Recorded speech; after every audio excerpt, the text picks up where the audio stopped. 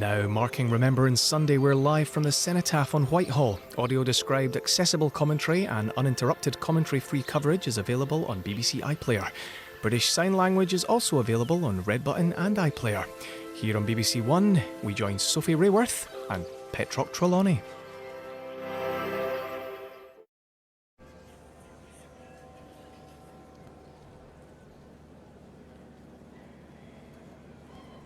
Good morning from the Cenotaph in London on this Remembrance Sunday.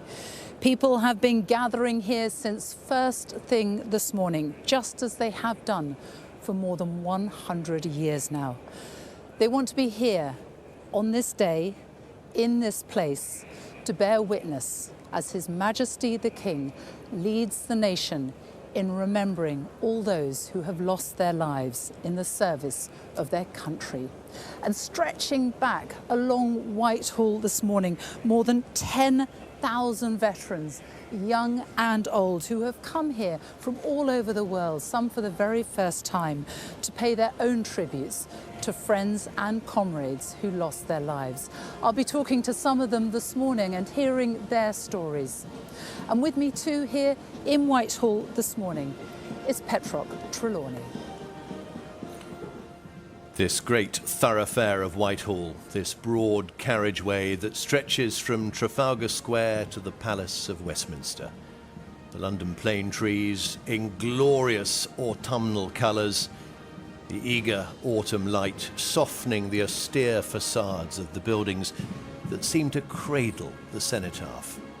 As the world around it evolves and changes, this national memorial stands firm, as it has for over 100 years, an altar of remembrance, first built of wood in 1919 and then made permanent in Portland stone. Well, on this November morning, it is at the very centre of our national life, a focal point for the myriad emotions Remembrance Sunday engenders.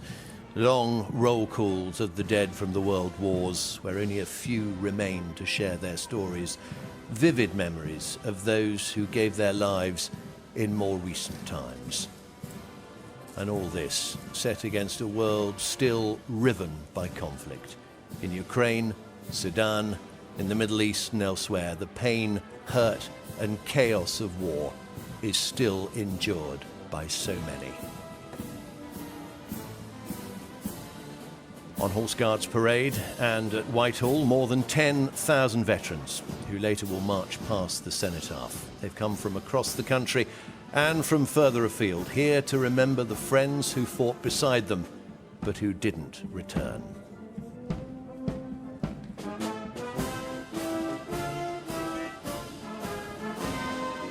Well, later the mass bands will play a familiar programme of solemn music before the King lays the first wreath. A brief service of remembrance will be led by the Bishop of London before the veterans begin their march past. The band of His Majesty's Royal Marines Portsmouth leading detachments from the Royal Navy onto parade. Well, despite the multitudes gathered here, at the heart of this day is silence. After the bells of Big Ben, what one veteran described as a mist of silence will descend over Whitehall. The bands will be hushed, traffic will seem more distant. Sometimes it can feel as if the birds have stopped singing. The usual hustle and bustle of life paused for a while, shut away.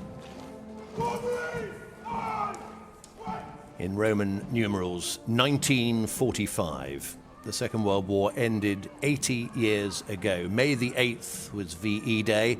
The war in the Far East finished on August 15th, 1945. And among those gathered here this Sunday are around 20 Second World War veterans. The youngest of them is 98.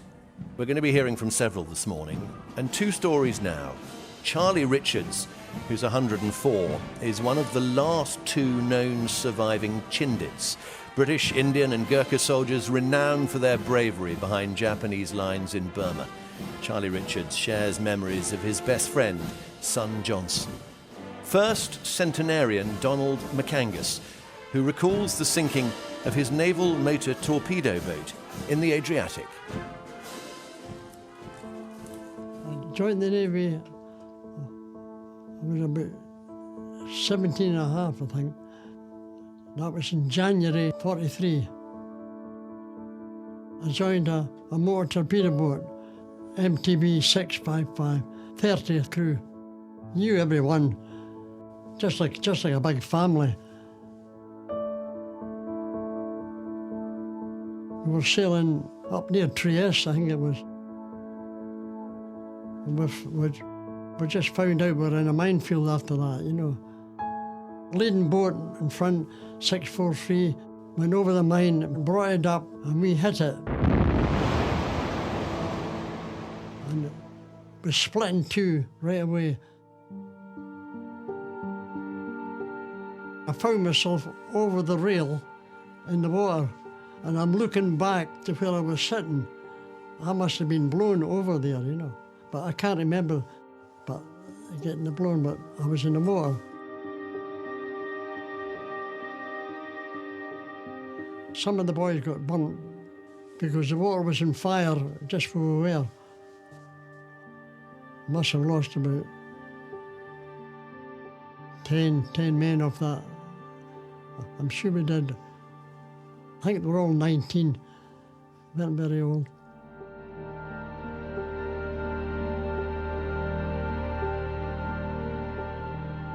That's Klasky there. Robert Crowe, that's him there, he died. This was prior to the sinking in January 45. It was a sad time, losing all your mates, all your shipmates.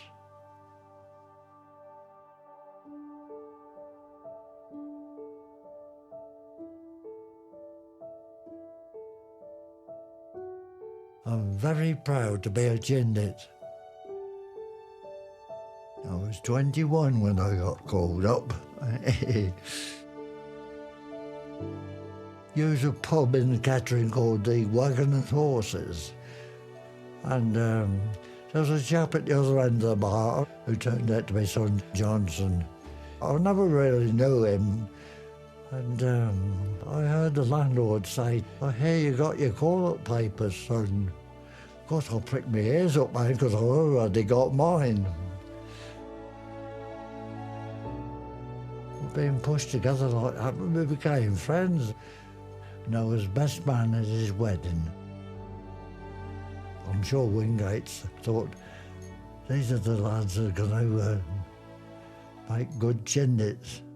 General Ord Wingate was now to lead 10,000 of his specially trained Chindits on the most daring airborne operation of the war. We did the training in central India. Then we got sent out to a place called Manton in Burma. Sometimes your companions are as far away as we are and you can't see them. It's that dense, you know. There was two Japanese coming down this track. Son was a Bren gunner. Lines them up, got his finger on the trigger. Nothing happened. That was fatal. With a lucky shot, this one of these Japanese, bam like that. Oh dear, he clocked Son right between the eyes. He was dead instantly. Yeah, as quick as that. I didn't tell his wife when I got home. I spared the details about that. That was the end of poor old Son. Yes. The occasion like this, and when it's Remembrance, I certainly think about him. And some of the other lads that didn't quite make it. Yeah, especially this time of the year. Yeah.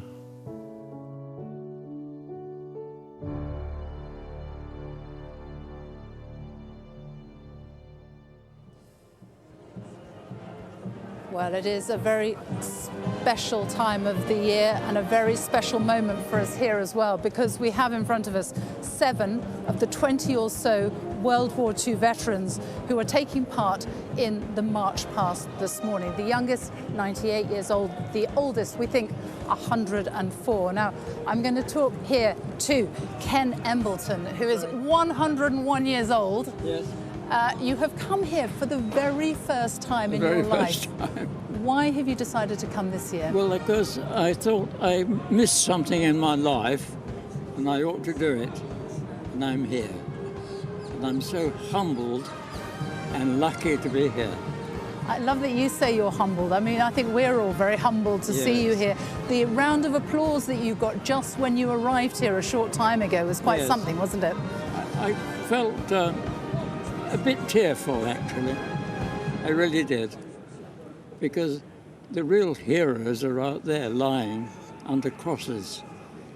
That's how I feel about it. We are lucky to be here. If I wasn't saved from Operation Zipper, which was due to land in Malaya by sea, I wouldn't be here at all, I think. Well, it's absolutely amazing, Ken, to see you here this morning. I'm going to go along the line here and talk to Henry Rice, who's also joined you, but what an incredible experience for you to be here, 101 years old. I feel so flattered to be examined by you. I really do. We are very, very pleased to have you on our programme. Thank you very much for talking to us. And I'm just going to go along here as well to the other end of the line of these extraordinary gentlemen, Henry Rice, who we've seen here before. This is your fourth time here, isn't it? Yes, ma'am. And the support that you get when you come back here is something else, isn't it? It is. There's that sudden lump in the throat that appears that shouldn't really be there. Of course it should. I'm so proud of the men, the ladies, the uniform, everything. It's not difficult to feel a bit emotional. And what a sight you have this morning. I'm very much looking forward to seeing you lead off the march past this morning. Wonderful as always, Henry, to see you. I'm sure you're very proud. Thank you so much for talking to us. Thank you, darling. Thank you. Well, as the armed forces continue to take their places, it's worth remembering many of those on parade today have seen service in recent wars, including Iraq and Afghanistan. 150,000 British personnel served in Afghanistan. 457 of them died.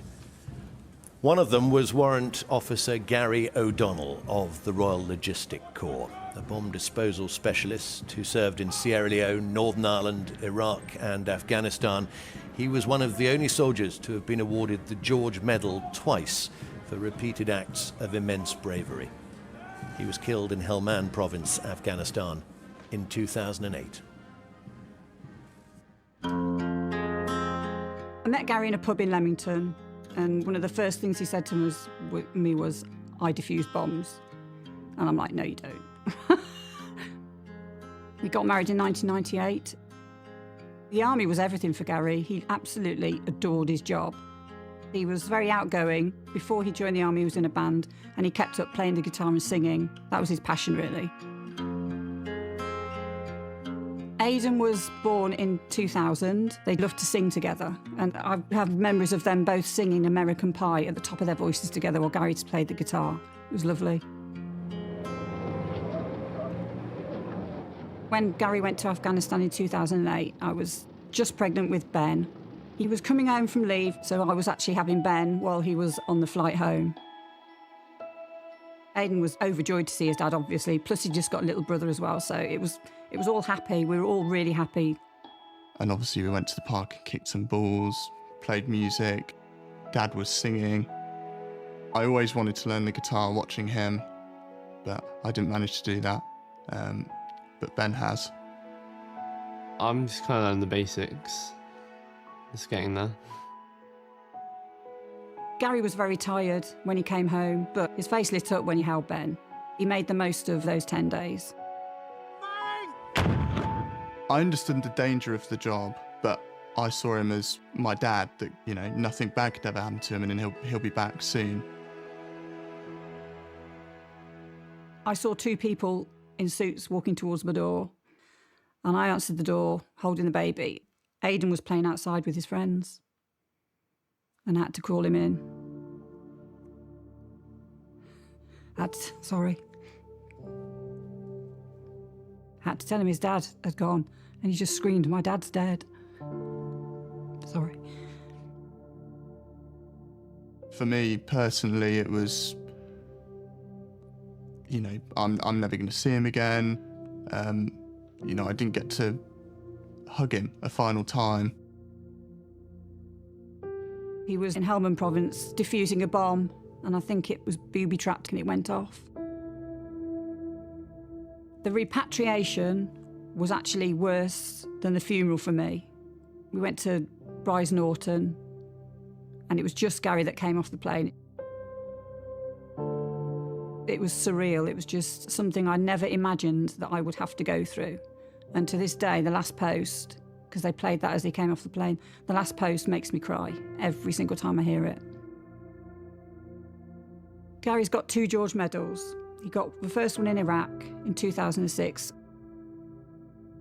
and the second one posthumously.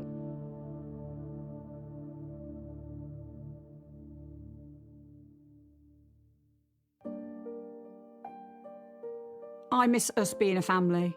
I miss watching Gary with the children, and sometimes you'll just see a mannerism. Even from Ben, who didn't know him, you just turn around and sometimes think, oh my God, you are your father's child. When I see the photograph of my dad holding me, it just makes me sad because I just really wish that I'd get to know him. That's the only 10 days they ever met each other. It's the only 10 days they ever got to cuddle with each other.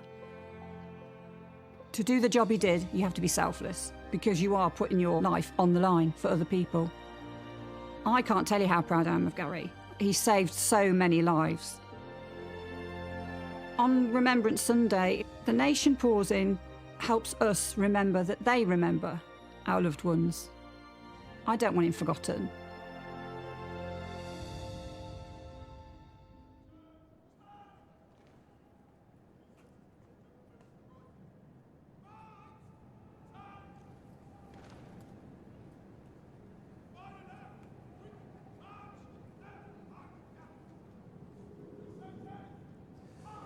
I don't want him forgotten, says Tony O'Donnell, and nor will he be. Well, I'm joined here in Whitehall by the First Sea Lord and the Chief of the Naval Staff, General Sir Gwyn Jenkins. Good morning. Good morning. You know just how important it is for families who have lost loved ones that we are here today, and that so many members of the public also come and stop and think of them. It's tremendously important to all of us, especially those of us that have served in recent conflicts. I think knowing that people care, that they have empathy for what it is we do and the sacrifices we make, and for those that we've left behind, I can't express enough how important it is that people turn up and show that appreciation. And for people who are still serving in the military, what does today mean? Oh, today is a deeply personal day for all of us. Of course, we reflect on those that are no longer with us, those friends and colleagues that are no longer here. It's a day where we, I think, if we're really truthful, feel just a little bit of guilt that we are here and that they're not. But it's also a day where we get to come together with friends and colleagues who we haven't seen for a long time. So it is a day of conflicting emotions for all of us. A real day of firsts for you today as well, because you have never been here to the Cenotaph, have you, on this day? But you are also going to be the first Royal Marine to lay the wreath on behalf of the Royal Navy. What does that mean to you? Well, I think I've been a Royal Marine for 35 years now, but I've also been part of the Royal Navy for 35 years. So the opportunity to represent my service, I don't think that's something that I ever really thought I would get the chance to do. So I'm truly humbled to be standing here today, and of course conscious that I represent not just the past Navy, but all those that are still serving around the world today. I think that's an amazing privilege for me. General Sir Gwyn Jenkins, thank you very much for talking to us this morning. It's been my pleasure, thank you. If you're just joining us here on Whitehall, the formal ritual of Remembrance Sunday will begin shortly. If you'd like audio-described accessible commentary or uninterrupted commentary-free coverage, they're both available on BBC iPlayer, and you'll find British Sign Language coverage available on Red Button and iPlayer. Well, with the RAF in position, what is known as the Hollow Square is now complete. The cenotaph framed by more than 600 members of the armed forces. British Army, comprised of detachments of the Household Cavalry Mounted Regiment, the Blues and Royals, led by Captain Miles Holland. And 1st Battalion Grenadier Guards stand next to them, led by Major Ben Tracy. The Royal Air Force, represented by the King's Colour Squadron, as well as other stations from across the UK, commanded on parade by Squadron Leader Chris Dixon. The uniformed civilian services, the Royal Fleet Auxiliary, His Majesty's Coast Guard, the Police, British Transport Police, Fire and Rescue Services, Ambulance Services, British Red Cross, HM Prison and Probation Service, Northern Ireland Prison Service, and the Women's Royal Voluntary Service. And the Royal Navy, ships and stations representing all arms of the service, the Surface Flotilla, the Submarine Fleet, the Fleet Air Arm, Royal Marines, and Queen Alexandra's Royal Naval Nursing Service, commanded by Lieutenant Commander Anna Sanoki. So the ceremony will begin shortly. The mass bands, directed by Lieutenant Colonel Stuart Halliday, with a programme of music that has remained the same for nearly a century.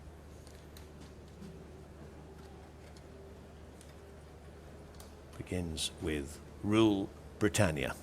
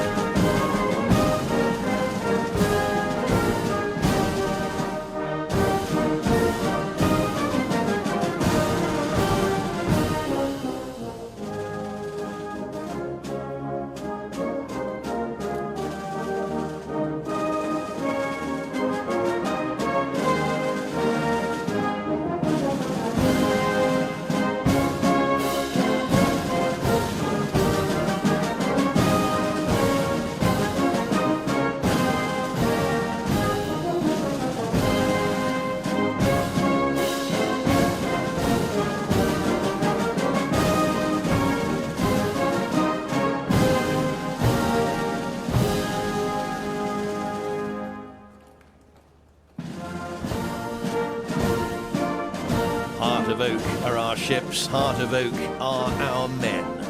The official march of the Royal Navy.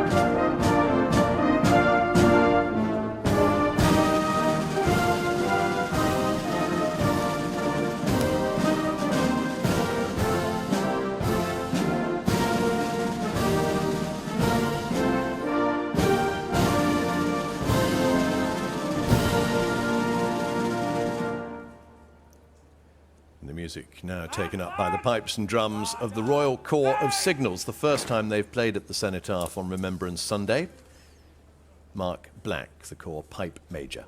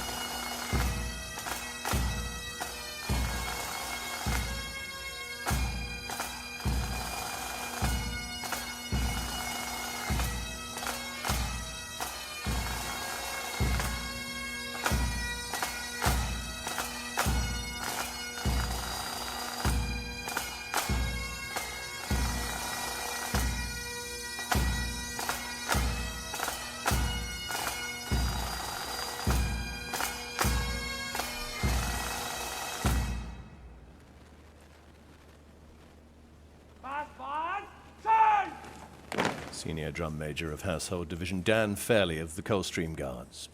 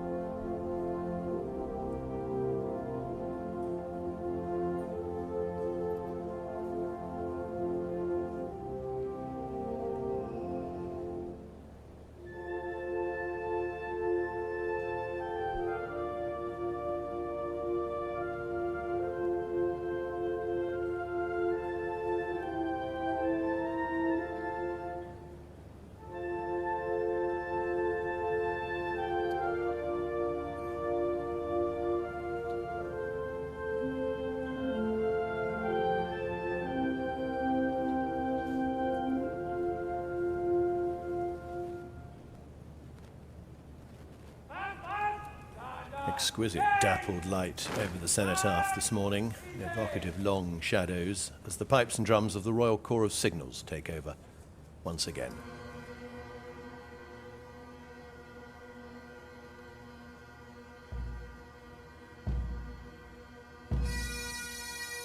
flowers of the forest are all withered away. The pride of our land lies cold in the clay. The sound of pipes played on the battlefield has echoed across the ages, from the fields of Flodden to the 20th century. On D-Day, piper Bill Millin played as troops landed on Sword Beach. At El Alamein, pipers helped troops plot their course in the dark of night. World War II, the last time pipes were used in battle. In World War I, of the 2,500 pipers who served, over half were killed or injured. They were the first to go over the top, the distinctive sound of their instruments spurring comrades into action. They were unarmed, music their only ammunition.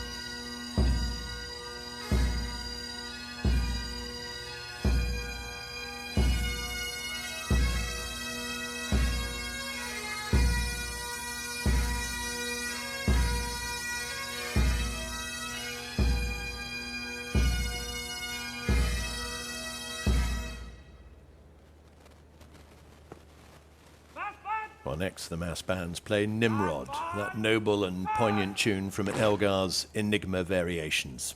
Music written in the very last years of the 19th century that's now inextricably linked to the commemoration of the millions who died in the wars of the 20th.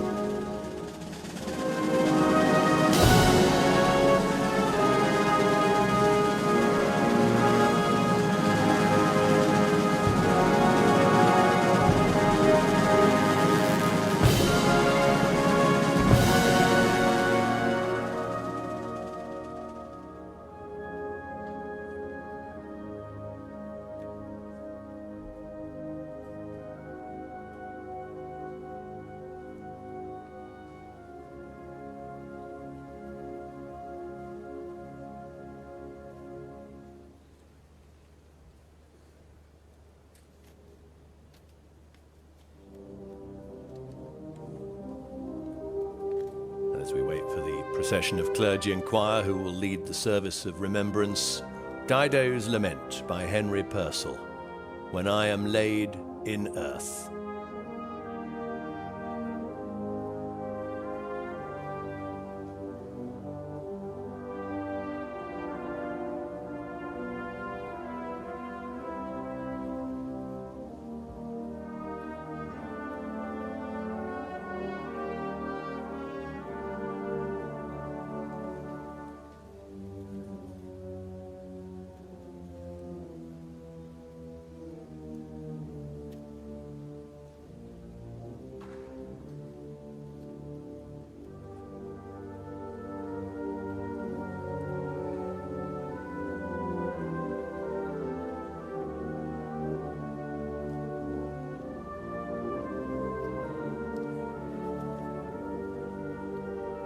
Processional cross, staff made of oak from the Sandringham estate, decorated with a Welsh daffodil, Irish shamrock, English rose and Scottish thistle.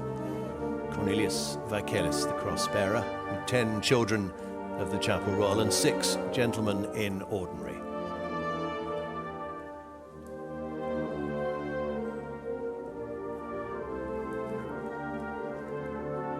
The Bishop of London, the Dean of the Chapels Royal, Dame Sarah Mullally, the new Archbishop of Canterbury, the 106th Archbishop of Canterbury. She will become. A service of installation will take place in Canterbury in March next year. Bishop of London since 2018.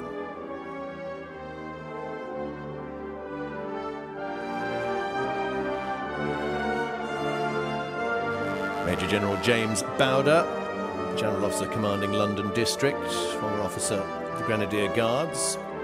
General Bowder has seen active service in Northern Ireland and Afghanistan. Takes his position with his Chief of Staff and aide-de-camp.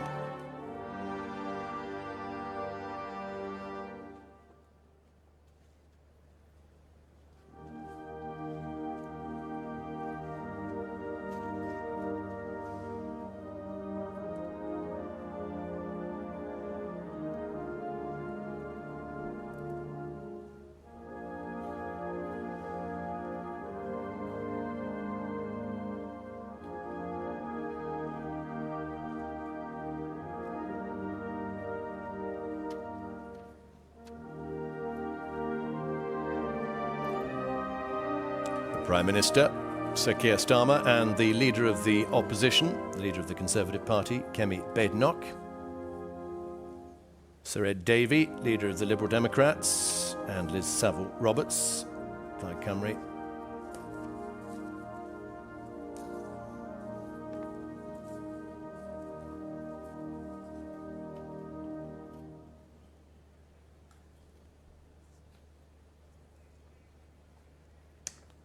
Gavin Robinson representing the Democratic Unionist Party of Northern Ireland, and next to him the 2 speakers, Sir Lindsay Hoyle, Speaker of the House of Commons, and the Lord Speaker, Lord McFall.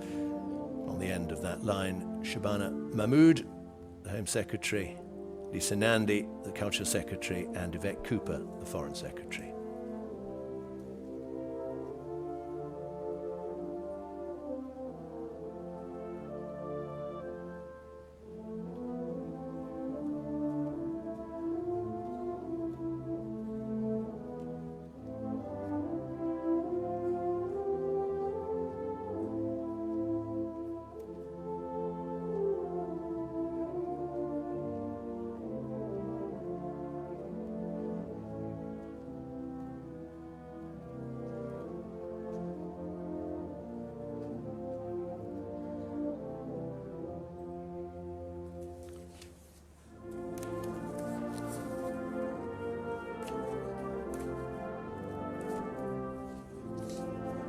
Now the High Commissioners making their way out into the Hollow Square. Representatives of members of Commonwealth countries, they'll lay their wreaths in recognition of the Commonwealth's contribution to the Allied cause. An estimated 3 million soldiers from the Commonwealth fought in the First World War. A further 4.5 million answered the call in the Second World War.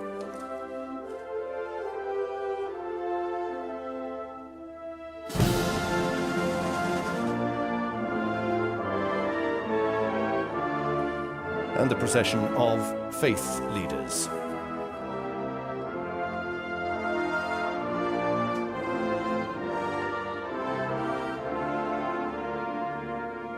Representatives of many different faiths and beliefs.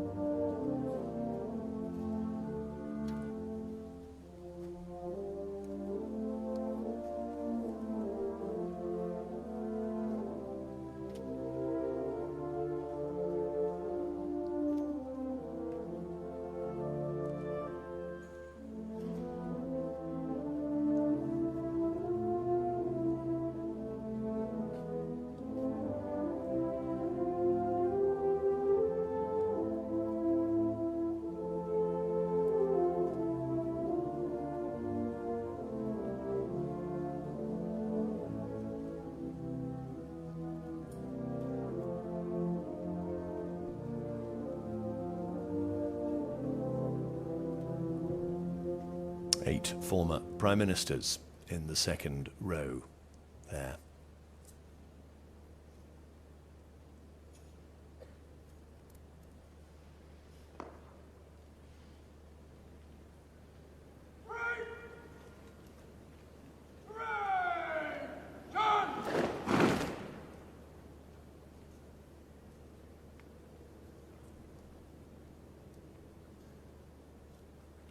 The Queen and the Princess of Wales on the central balcony of the Foreign Office. And the King. Behind him, the Prince of Wales and the Duke of Edinburgh.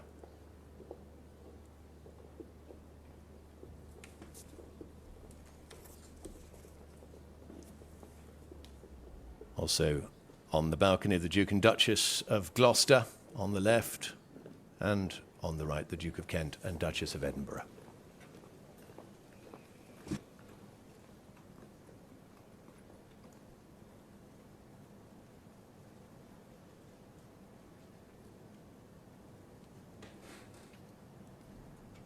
And on this mild November Sunday, a sense of calm falls over Whitehall as we wait for Big Ben to chime 11 o'clock and signal the start of the 2-minute silence.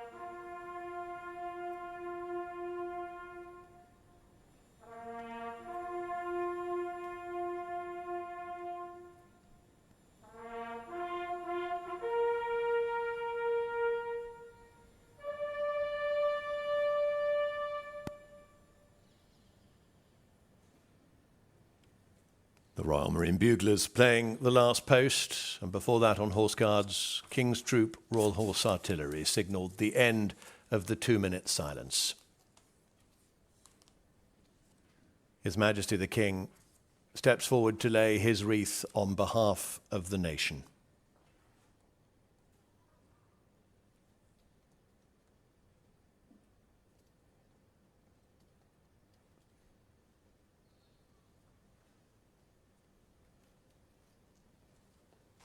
"41 open-style poppy petals on an arrangement of black leaves."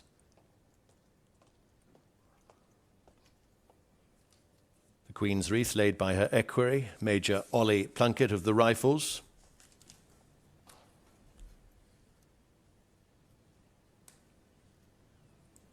Her Majesty the Queen, an army child, her father, Major Bruce Shand, awarded the MC twice during the Second World War for his service in the 12th Lancers.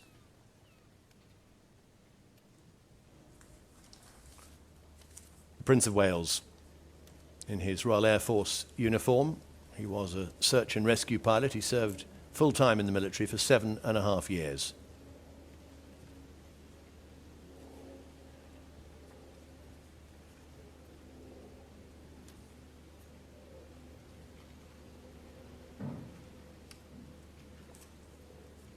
His Royal Highness, the Duke of Edinburgh, wearing the uniform of the Royal Wessex Yeomanry.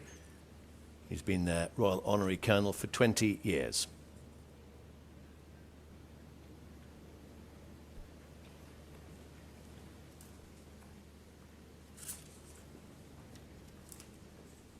Now, the Princess Royal, normally a key presence at the Cenotaph, is not here today. Her Deputy Private Secretary, Lieutenant Colonel Catherine Skinner, places a wreath on her behalf. Princess Anne, with her husband, Vice Admiral Sir Timothy Lawrence, has already attended a remembrance service and laid a wreath at the Anzac Memorial in Sydney, her visit there celebrating the centenary of the Royal Australian Corps of Signals, of which she is Colonel-in-Chief. Captain Peter Myborough, equerry of the Duke of Kent, lays a wreath on behalf of the Duke, who was commissioned into the Royal Scots Greys in 1955 and served for 21 years before retiring as a lieutenant colonel.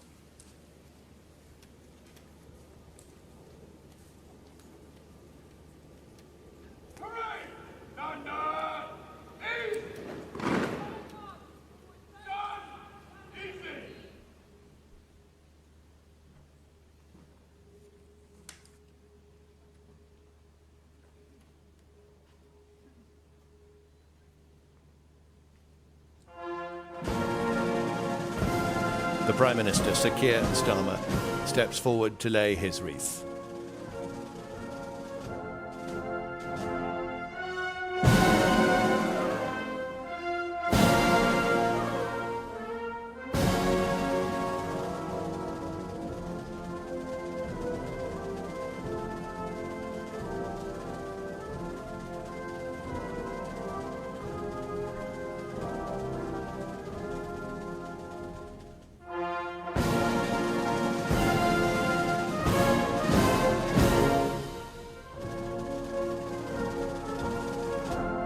As the funeral march attributed to Beethoven is played, the leader of the opposition, the leader of the Conservative Party, Kemi Badenoch, steps forward.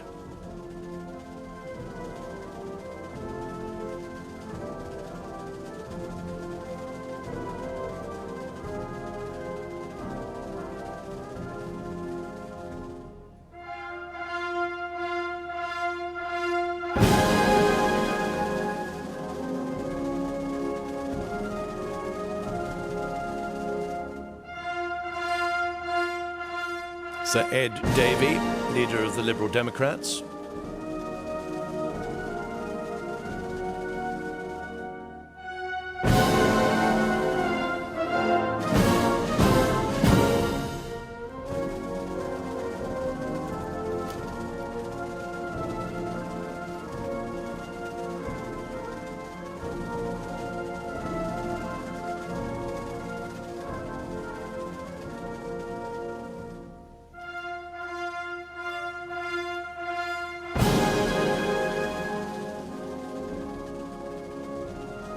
Liz Saville-Roberts lays the wreath on behalf of Plaid Cymru.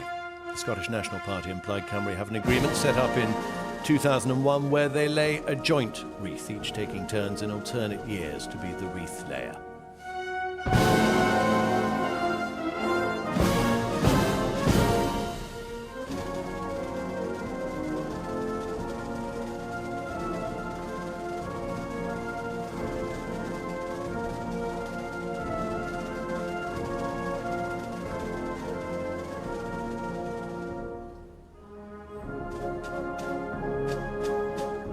Gavin Robinson lays a wreath for the Democratic Unionist Party of Northern Ireland.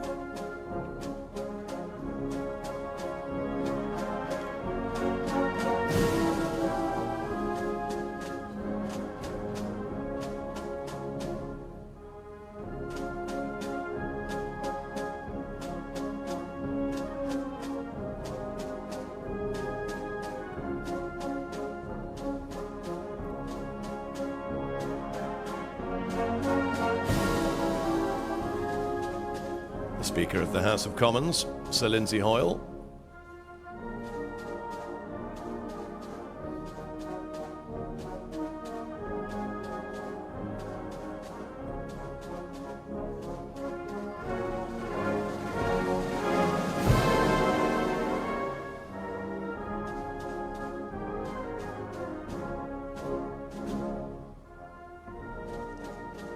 Lord McFall, Speaker of the House of Lords.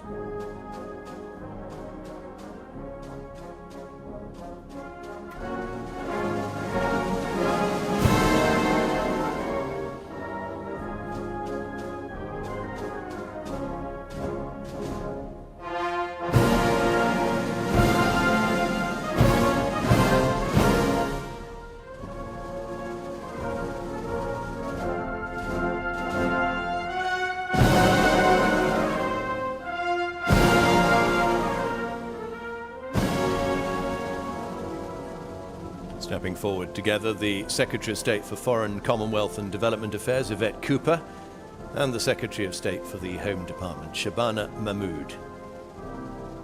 Shabana Mahmood laying her wreath on behalf of the intelligence agencies, MI5, MI6 and GCHQ.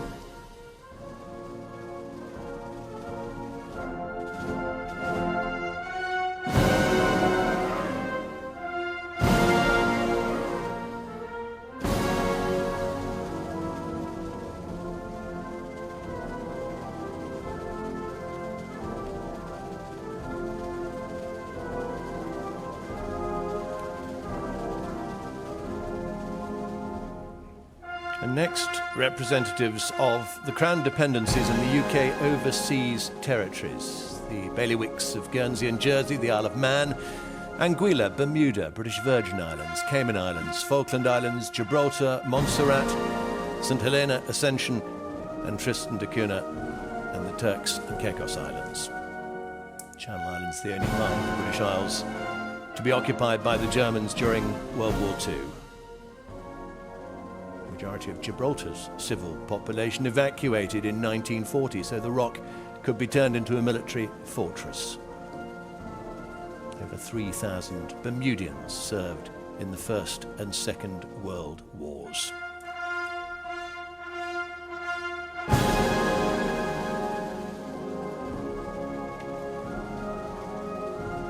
And next, the first group of High Commissioners or their deputies representing the Commonwealth countries. In the first group, Canada, Australia, New Zealand, South Africa, India, Pakistan, Sri Lanka, Ghana and Malaysia. Estimated that nearly 40,000 Australian servicemen and women died in World War II. Kandy in Sri Lanka was where Southeast Command was based, up to 2,000 personnel overseeing and directing the Burma campaign. In the next group, Nigeria, Cyprus, Sierra Leone, Tanzania, Jamaica, Trinidad and Tobago, Uganda and Kenya. 55,000 African troops fought during the First World War. It's thought that 10,000 were killed, but many never received a proper grave. The Commonwealth War Graves Commission has been mining old documents and records to try and establish the names of soldiers whose deaths were not properly recorded.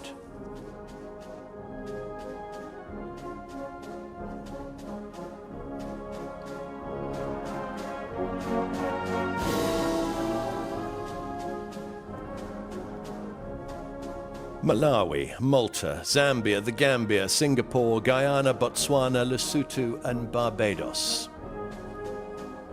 Malawi, Nyasaland as it was, provided more than 16,000 troops to the King's African Rifles.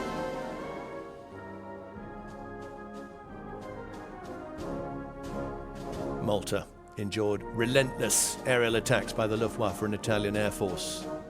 In the first years of World War II, it was essential to the Allied war effort as a base to disrupt supply lines to Libya and supply British forces in Egypt.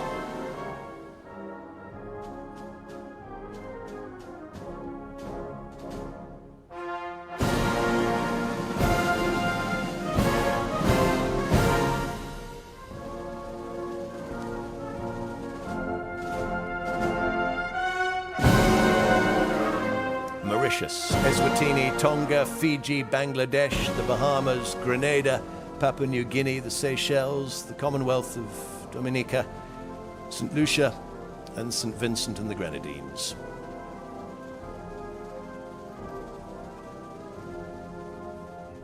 Dense jungle, intense heat, and disease made Papua New Guinea one of the most horrific battlegrounds of World War II.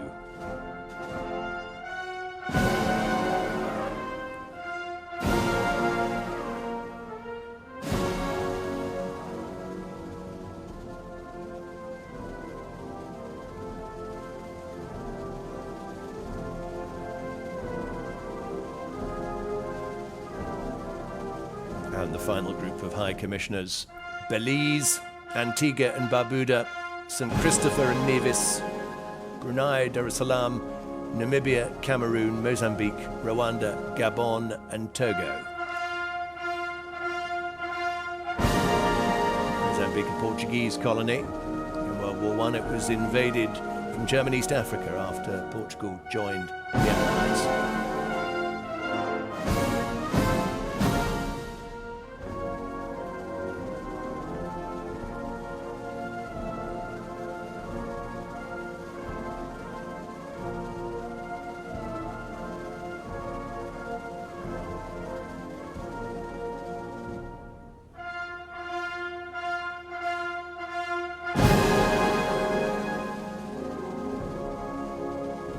Representatives from Ireland and Nepal next, the Irish Ambassador Martin Fraser and Bipin Dewadi, Chargé d'Affaires of Nepal.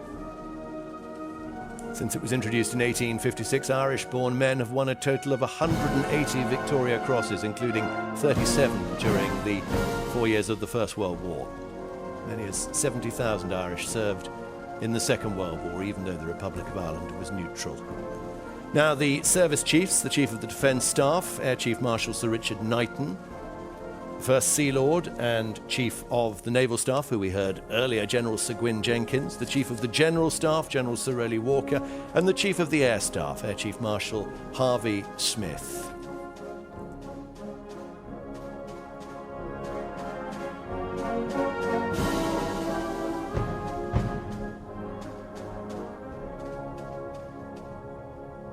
And representing the civilian services, the Merchant Navy and Fishing Fleets, Captain Sir Ian McNaught, the Air Transport Auxiliary Association, John Webster, and the civilian services, Andy Marsh, who is chair of the National Police Chiefs Council.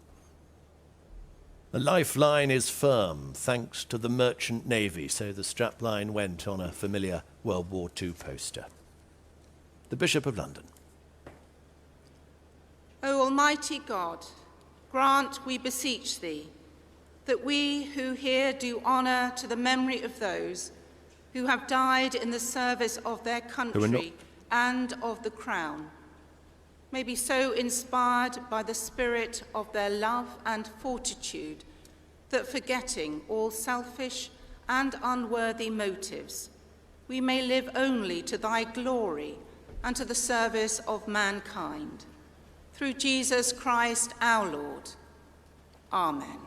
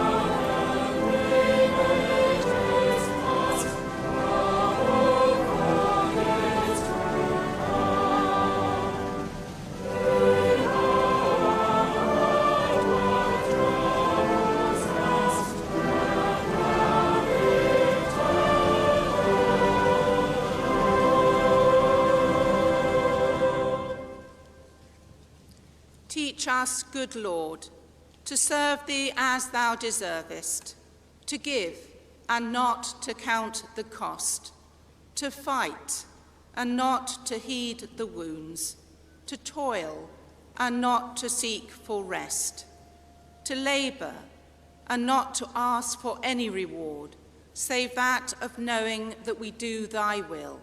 Through Jesus Christ our Lord. Amen.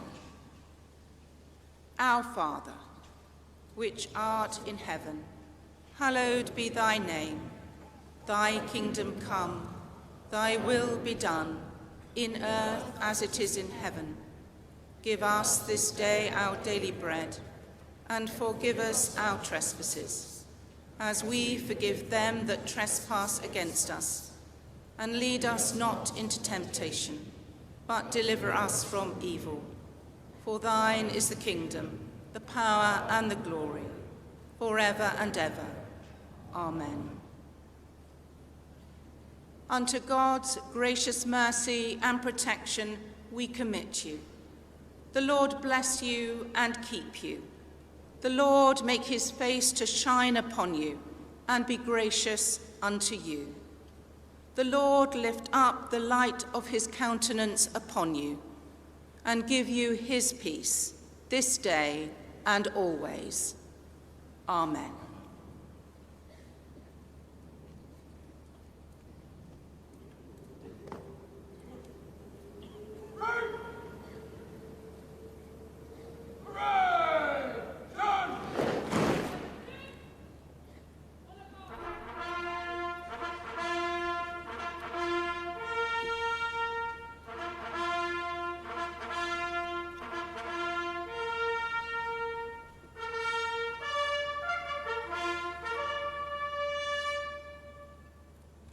The rouse sounded by the trumpeters of the Royal Air Force.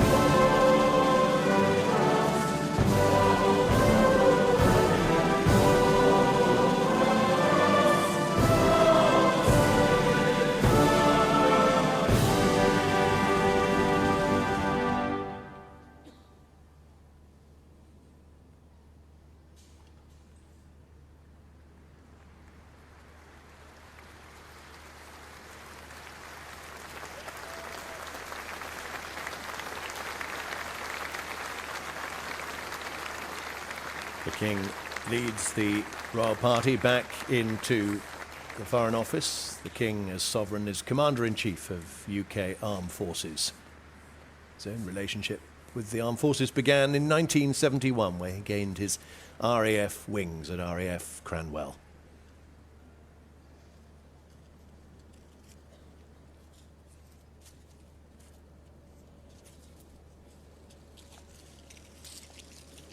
That bright shot of red in the uniform, the choristers of the Chapels Royal.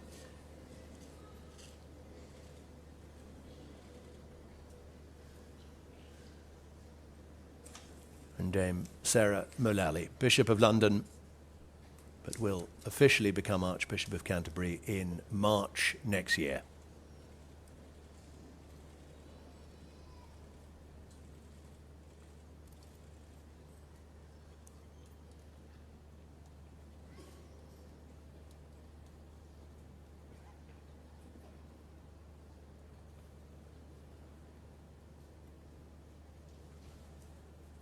Keir Starmer and Kemi Badenoch leading the political wreath layers back into the Foreign Office.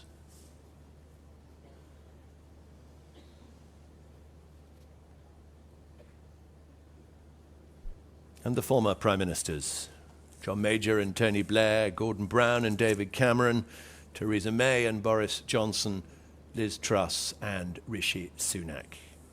Just behind there, John Healey, the Secretary of State for Defence, amongst the Cabinet Ministers who are here this morning.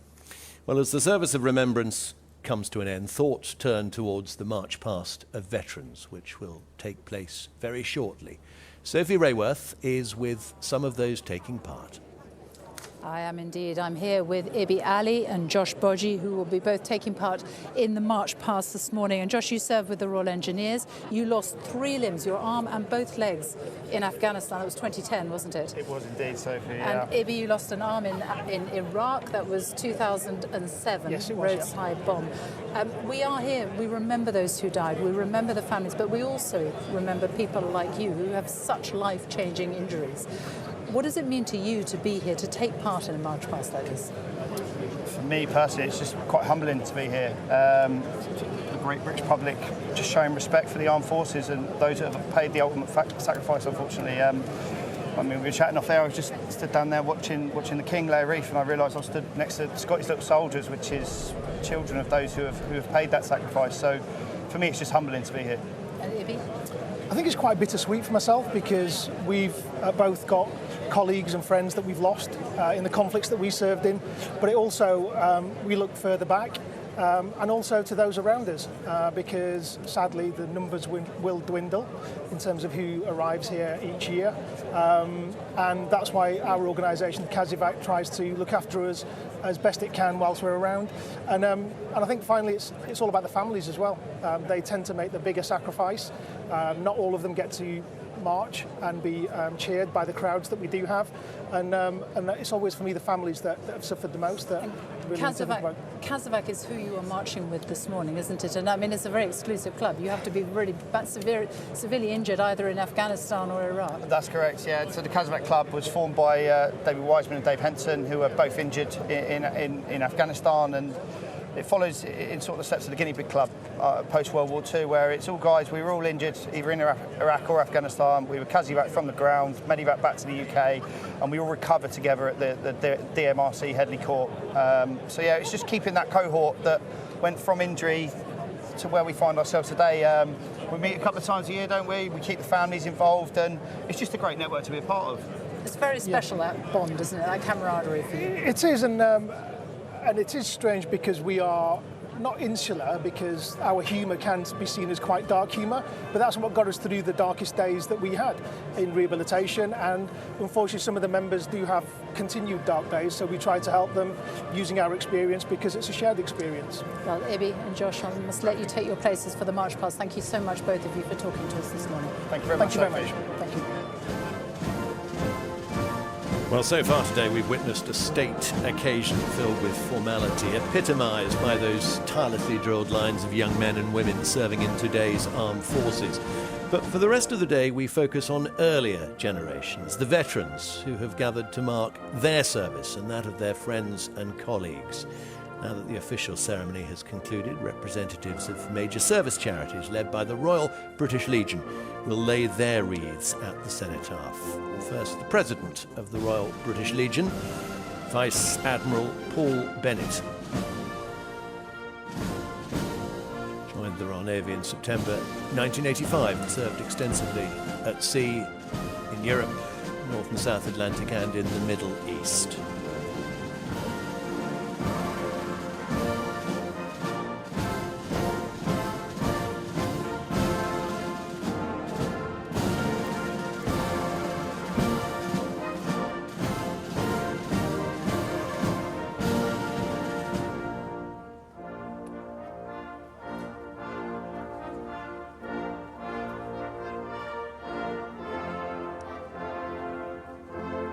Our Naval Association has nearly 25,000 members worldwide, encompassing new recruits right the way through to World War II veterans.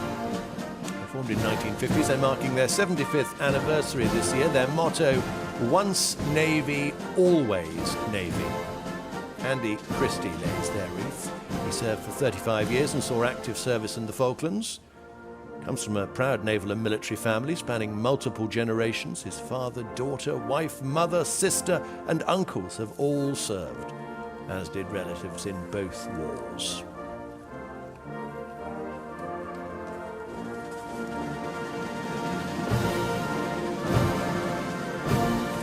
Since it was founded in 1944, the Army Benevolent Fund's mission has been to support serving soldiers, former soldiers and their immediate families throughout their lifetimes when they're in need. Their president is General Sir James Everard. His long army career saw service in Germany, Cyprus, Bosnia-Herzegovina, Canada, Kosovo, Iraq and Belgium. His job was as the Deputy Supreme Allied Commander in Europe and Allied Command Operations, NATO.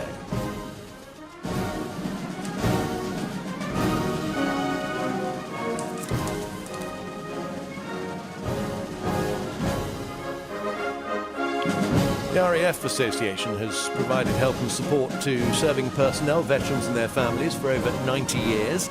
Every year helps more than 85,000 members of the RAF community to overcome difficulties ranging from physical and mental well-being issues to financial struggles.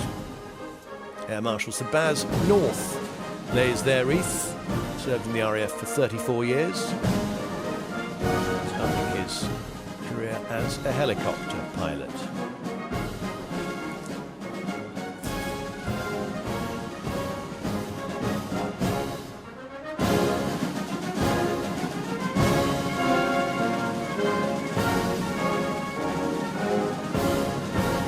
Commonwealth Ex-Services League supports Commonwealth veterans who served in the British armies prior to their country's independence and their widows. It's been doing its work for over a century.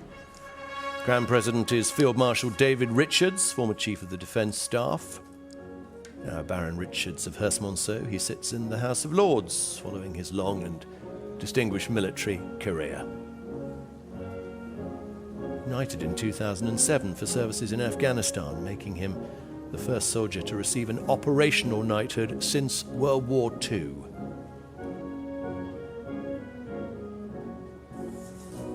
With the Saltaire on its wreath, the Royal British Legion Scotland, formed by Earl Haig in 1921. It has 20,000 members. David Bowe became national chairman of the RBL Scotland last year.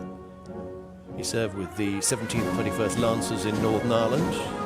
Today remembers colleagues killed there, as well as his grandfather, who was killed in World War II.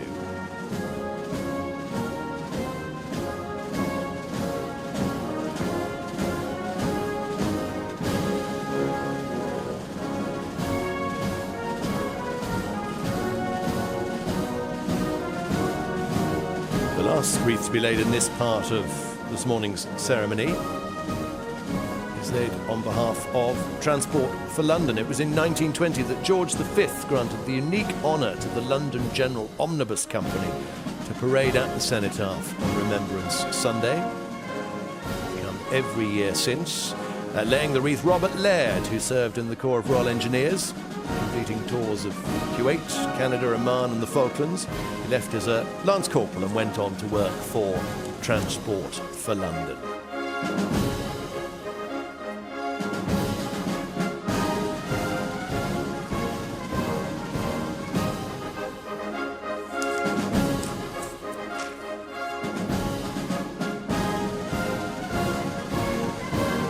Musicians we're hearing today are drawn from the bands of the Household Division, the Coldstream Grenadier Irish and Welsh Guards, the band of the RAF Regiment, the band of His Majesty's Royal Marines, Portsmouth.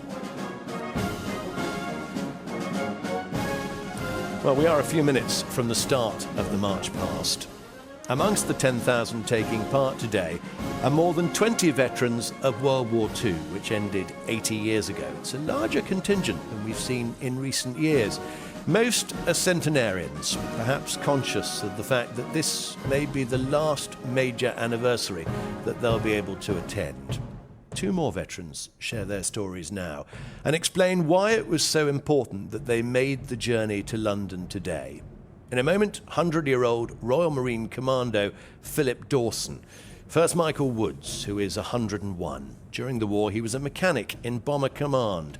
3 out of every 5 Bomber Command crew were killed or injured. I was 18 when I was called up on the 2nd of April 1943. They gave us a kit bag with everything imaginable in it. It's just about get on your shoulders. I was a flight mechanic posted to 61 Squadron. Ground crews are completing the preparation of the Lancaster for its task. I used to love it, and I used to take great pride in it, and I'd run the engines up and we'd check them to see everything was right. The engines always got a terrific noise. The wheels were nearly as big as me at that time. They're very great big blown up wheels.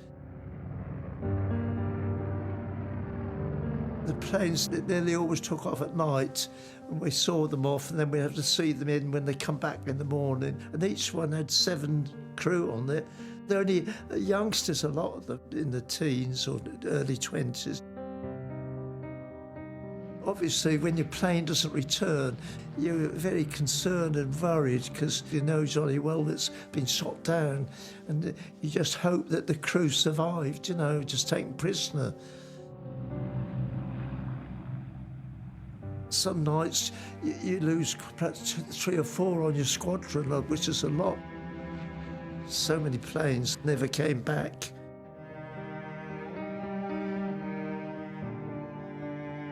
Last year was my first time I ever marched at the Cenotaph, and I carried the wreath, and I was really honoured to be doing that.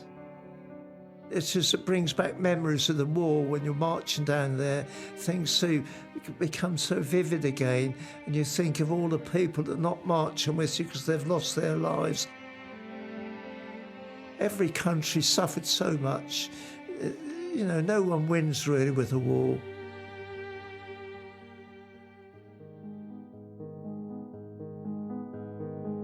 I volunteered when I was 17, but they wouldn't take me then. And at 18, I joined the Royal Marines. That's where I met my friend, Norman Locke, and then we volunteered for the commando training.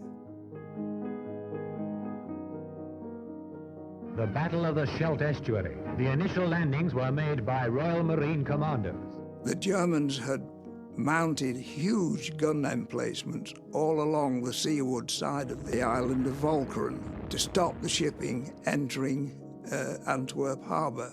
And our job was to dismantle those guns and capture the island. The landing was a bit like a mini D-Day. I jumped into the water about waist deep, waded ashore, and we set the gun up and started giving covering fire. Within minutes of getting the gun under the wall there, we lost the number 1 on that gun, Johnny Pearson. He was killed straight away. He would have been in his 20s, early 20s. The capture of the town of Middelburg resulted in the final clearing of Walcheren Island. It took us about 5 days to clear all the guns and the village, and then the Germans surrendered. So we got the island. The remnant of the German garrison was marched through the town. Norman and I were together through the whole of the war, and at the end of the war, I married his sister. We were all pals together on the gun, very close, And that camaraderie was formed in the commando and the commando training. Comradeship of that, it's something that has gone through the whole of my life. The getting together of people, the uniting of people. And that's why I want to go to the Cenotaph. The commando motto is united we conquer. And everything that I have experienced in my 100 years tells me that's true, because divided we fall.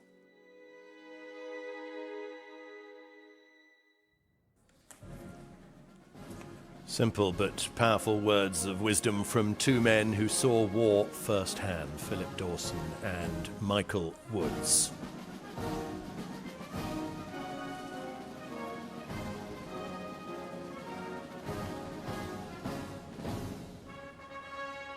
And that's the unmistakable figure of Vern Stokes, the Garrison Sergeant Major, the man responsible for the delivery of all the ceremonial we're seeing today. It's on his word that the march past of veterans will step off once His Majesty the King has departed the parade. Listed in the Coldstream Guards at the age of 16 and has given decades of service since. Just a reminder, if you'd like to watch uninterrupted coverage of the March Past with no commentary or live interviews, you can do so on iPlayer, where you'll also find audio described coverage. Just over 10,000 veterans marching today. Many here, the largest group in recent years of soldiers who took part in World War II. But beyond World War II, the veterans gathered reflect every aspect of war. Sad to reflect that the list of conflicts since 1945 where British and Commonwealth forces have died is a long one. Malaya, Korea, Kenya, Suez, Brunei, Borneo, Aden, Northern Ireland, Cyprus, Falklands, the Gulf, Sierra Leone, Bosnia, Kosovo, Iraq and Afghanistan. And of course through countless peacekeeping and humanitarian missions across the globe. Well, the veterans will march past the Cenotaph and then down Whitehall, round Parliament Square and back to Horse Guards Parade, where the salute will be taken by the Duke of Edinburgh.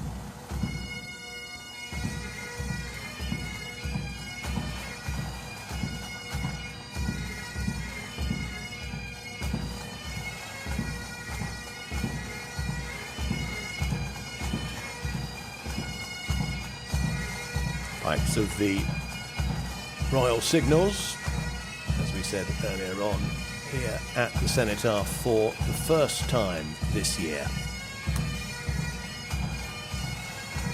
Something strangely symbolic about the fallen golden leaves lining Whitehall this morning, echoing the fallen of the wars that we remember this morning.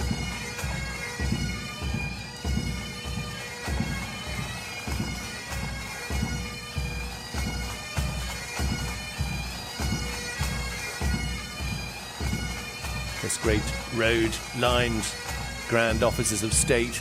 And on the right of the screen there you can see the monument to the women of World War II, unveiled by Her Majesty the Queen in 2005 to commemorate the role of the 7 million plus women who contributed to the British and Allied victory during World War II.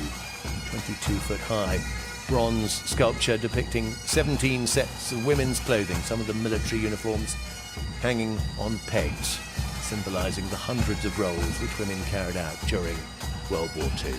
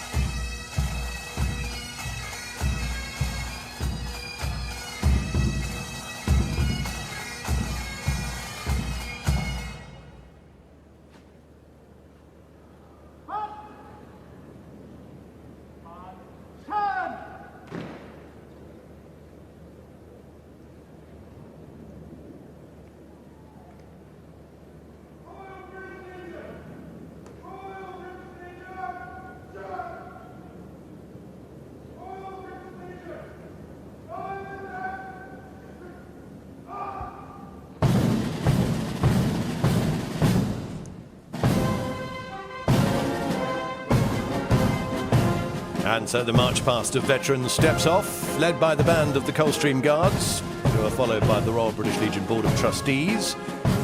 And they're followed, as we heard earlier from Sophie, by a group of World War II veterans in the position of honour, leading the way past the Cenotaph.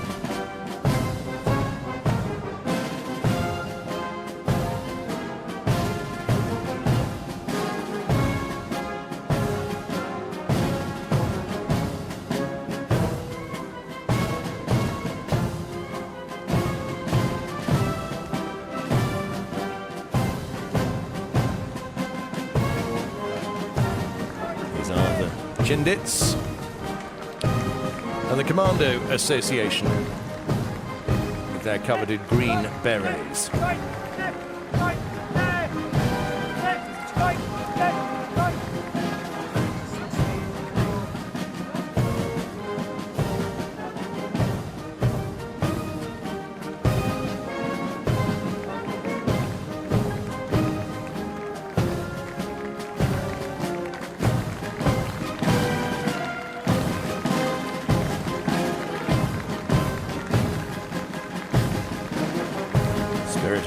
Normandy Trust, founded in 1994 on the 50th anniversary of the Normandy landings.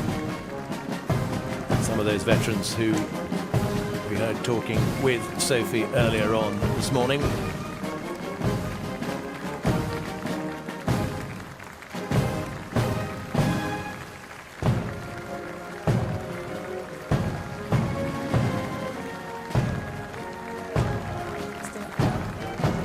World War II veteran Sid Machin.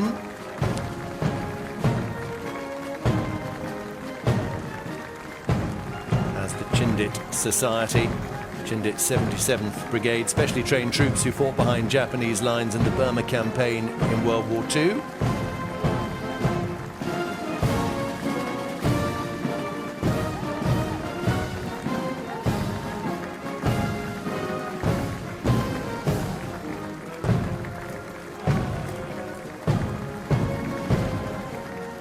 National Malaya and Borneo Veterans Association brings together those who served in Malaya, Borneo, Singapore and Brunei during the Second World War, the Malayan emergency and thereafter.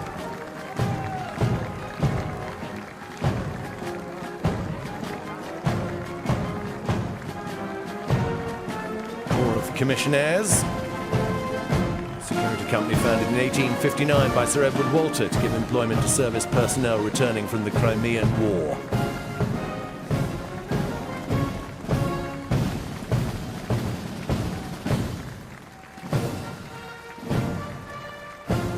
The MERT Club, the Medical Emergency Response Team.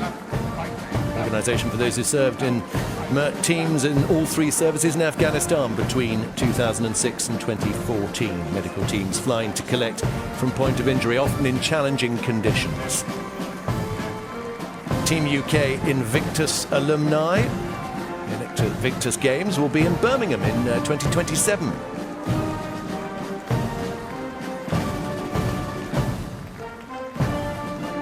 Games offering a pathway for international wounded, injured and sick servicemen and women.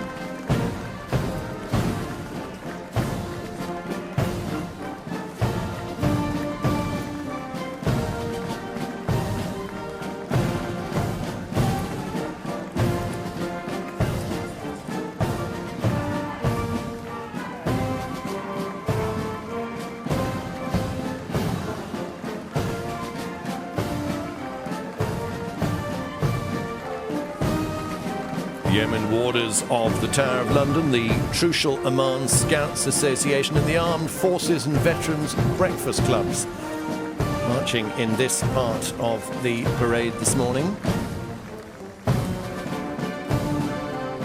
The Norfolk and Suffolk Foundation Trust Veterans Wellbeing Support Group and the Devon and Cornwall Armed Forces Veterans Club past the Cenotaph.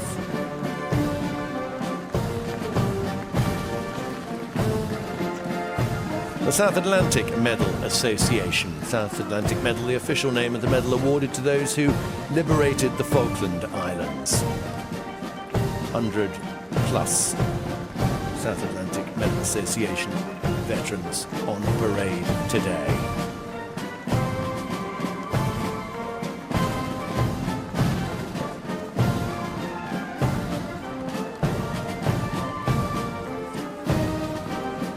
UK-Afghanistan veterans community with their distinctive desert shimmer scarves, led by General Sir Patrick Sanders. UK-Afghanistan veterans community represents the 150,000 UK Armed Forces personnel who served over the 20-year campaign in Afghanistan. Behind them, the Aden Veterans Association.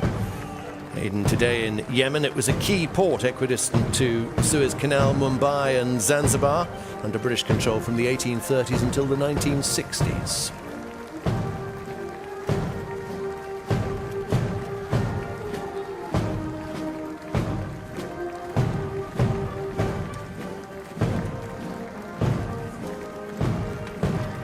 Sight Veterans Scotland, formerly the Scottish War-Blinded charity. It was formed in 1915. 2 guide dogs marching in their number today. War veterans of the Czech Republic. Tomáš Šláma, their leader. includes veterans of foreign operations of the Czech Army and participating in peacekeeping humanitarian military operations in Kuwait, Saudi Arabia, Iraq, Bosnia, and in other theatres of operation. Jaguar Land Rover Armed Forces Community Network. Emergency employee resource group made up of global veterans, reservists, cadet force, adult volunteers, military family members.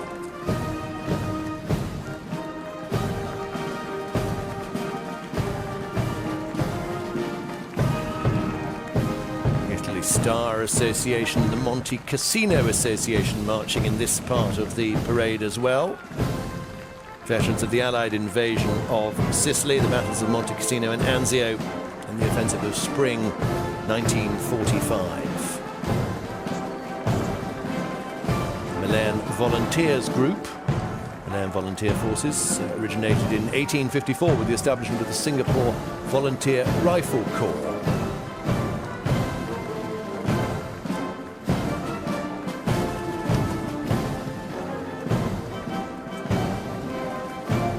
Casevac Club, formed in 2017. Casevac, military phrase for casualty evacuation. Part of the Casevac Club's remit is to help with research into the unique injuries carried by members of the club and use that to help the advancement of medical science. BLESMA, the British Limbless Ex-Servicemen's Association, founded in the aftermath of the First World War.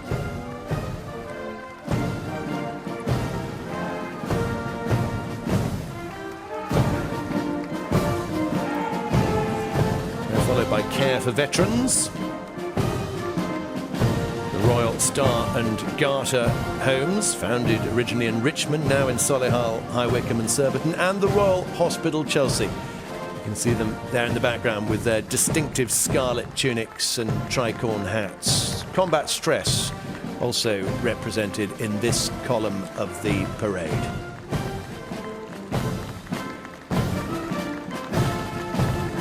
Pensioners, British Army veterans who live at the Royal Hospital, founded by King Charles II to provide a home for the relief of veterans broken by age or war.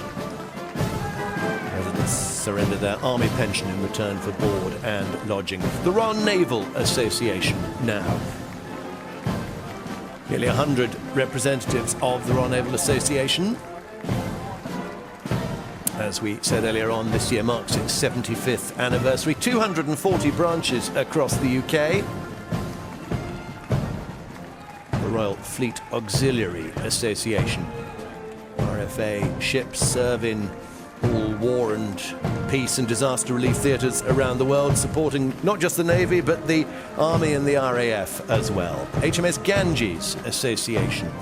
HMS Ganges was a training establishment for naval applicants who joined at the age of 15. They learnt skills there before joining the adult service. HMS Ganges in operation from 1905 until 1976, based at Shotley in Suffolk. And behind them, the Royal Navy Physical Training Branch Association. Physical trainers in the Navy traced back to 1888, when the Admiralty introduced gymnastics instructors who kept crews fit through boxing, gymnastics and club swinging, hence their nickname. They're known as the Clubs within the Royal Navy today.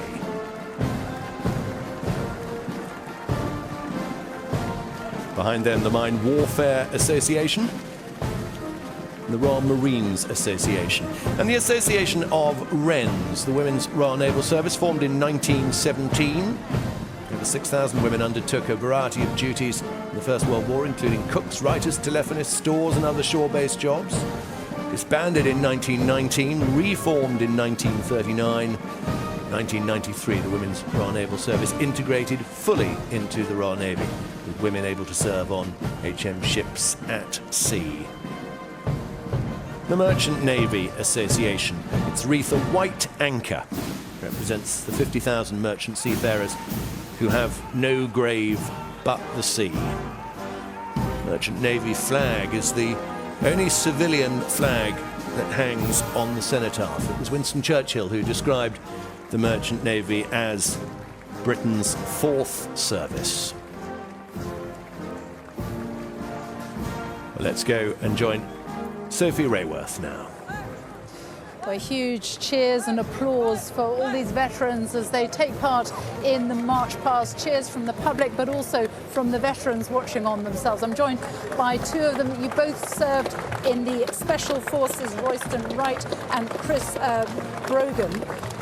It's an amazing atmosphere here, isn't it? It's amazing being here at a moment like this. Just goosebumps. The wind stops, the birds stop singing. It's great to represent the Royal Marine Corps, to be here and to be amongst all these lovely, you know, the armed forces, and also represent Help the Heroes, on march with Help the Heroes. Very good organisation. Yeah. You both have known each other. I mean, we heard Philip Dawson, who's 100 years old, talking about the camaraderie, about the importance of coming together. He was a commando himself. You two have known each other since 1981, haven't you? Right, yeah. Those bonds that you form are so important, and you really feel them on a day like this. They're very, very important. And Royston has always been a friend in my terms for life. He always will be. And I've done a lot for myself and for the family as well. And it's very good. It's camaraderie will never die. It'll always be there. And it's a great thing about it. It's respectful on a day like that to see people sort of, paying a tribute, a well-deserved tribute to the people of the armed forces, former members and service members, and to their families, which is great. The families are important as well. And you're taking your place very shortly. Who will you be thinking of? Who will I? Who will you be thinking of as you march past the Cenotaph? My father-in-law, who's in the parachute regiment, who jumped into Arnhem. I'll be thinking of him. I'll be thinking about we'll be thinking about all the Royal Marines, all the forces that have represented this country so well. Well, Royston Wright and Chris Brogan, I must let you take your places. Thank you so much for talking to us this morning. Take care. Thank you very much. The Fleet Air Arm Association and the Fleet Air Arm Aircraft Handlers Association march past the Cenotaph. Royal Navy Medical Branch Ratings, Royal Navy Clearance Divers Association have also passed. Royal Navy Seamen Specialist Association, Navy Safety Equipment and Survival Association, Photographers Association are passing, and the Ton Class Association. The King, when he was Prince of Wales, was captain of HMS Bronnington, one of the Ton classes, named after villages and towns in the UK whose names ended in Ton. Upton, Blessington, Lailson, amongst other examples. Type 42 Association, Type 21 Association, and County Class Destroyer Association. The HMS Glasgow and HMS Exeter Associations. The HMS Broadsword Association.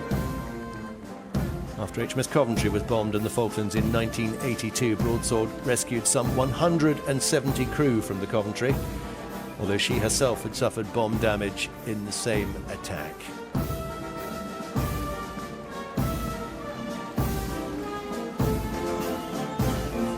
Glarac Association that represents HMS Glorious, Ardent and Acasta.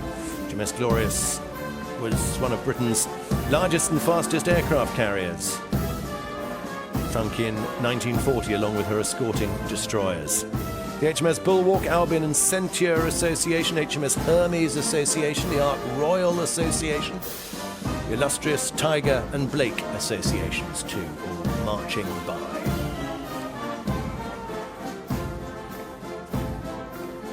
The Ark Royal in World War II was sunk by a German U-boat near Gibraltar in November 1941. Later, another Ark Royal was an Invincible class light aircraft carrier, decommissioned in 2011.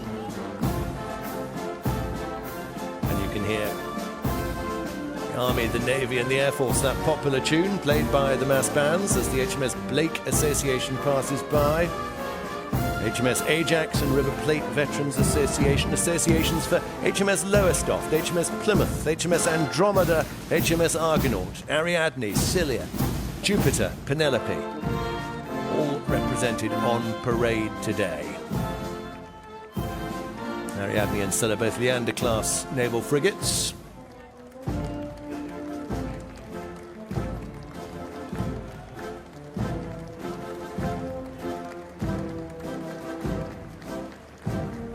Representatives too from the Royal Naval Benevolent Trust, the Tribal Class Frigate Association, 7 frigates built for the Navy in the 50s and 60s, including HMS Ashanti, HMS Gurkha and HMS Zulu.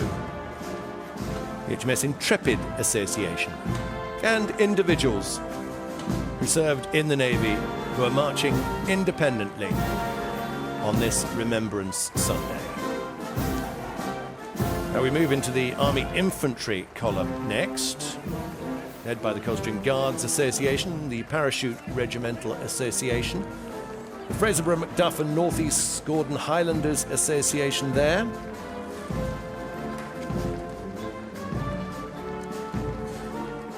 Approximately 50,000 Gordon Highlanders served in the First World War. They were awarded 65 new battle honours, suffered 9,000 casualties. We've also seen associations from the Durham Light Infantry and the Scots Guards, and the Green Howards, regiment raised at Dunster Castle in Somerset back in 1688.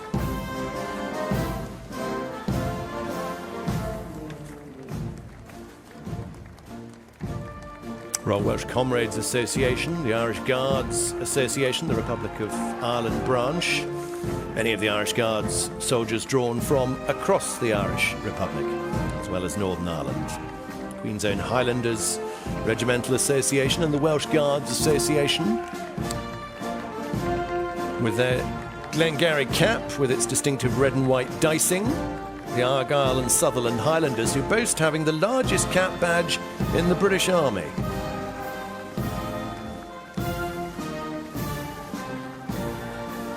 Just ahead of them we saw the Cameronians, the Scottish Rifles Association and the London Irish Rifles Regimental Association. Behind the Argyll and Sutherland Highlanders, the London Scottish Regimental Association, 1st TA Infantry Battalion to see action in the First World War on Messines Ridge in October 1914. Saw action in Sicily and on the Italian mainland during World War II.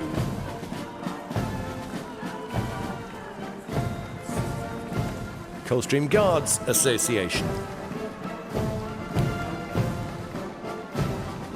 Coldstream Guards this year celebrating the 375th anniversary of its formation. Behind them, the Maroon Berets of the Guards Parachute Association.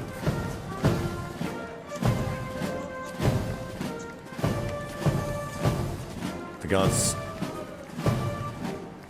followed by the Parachute Regimental Association. The Maroon Berets, members on parade, have service in Aden, Borneo, Northern Ireland, the Falklands, Sierra Leone, Macedonia, Iraq and Afghanistan between them. Parachute Regimental Association formed at the end of World War II to maintain the close bonds and camaraderie established in wartime. The Guards Parachute Company. All 7 regiments of the Household Division have had Guardsmen serving in the airborne forces since World War II. To this day, Guardsmen continue to serve currently in the 3rd Battalion of the Parachute Regiment.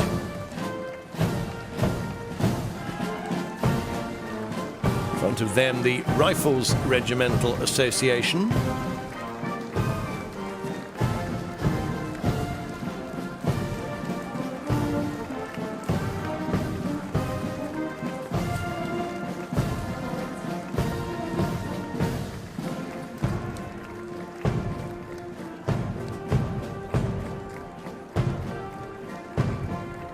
Green Jackets Association.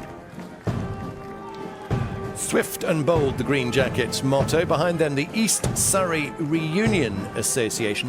Over 100 marching with them today. East Surrey Regiment, an infantry regiment, saw 187 killed in Malaya during the Second World War in its 2nd Battalion. 149 of that battalion died in Japanese prisoner of war camps. Royal Regiment of Scotland.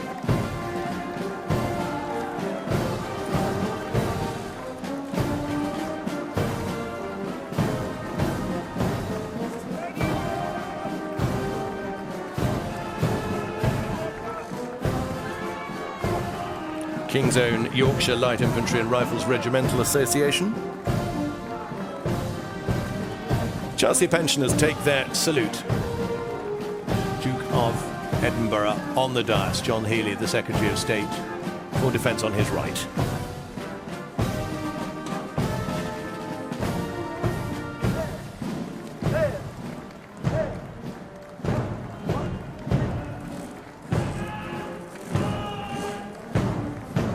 Queen's Regiment, Senior English Line Infantry Regiment, formed in 1966 from the amalgamation of the county regiments of Surrey, Kent, Sussex and Middlesex. In front of them, 1st Battalion King's Own Royal Border Regiment and the Black Watch Association London branch.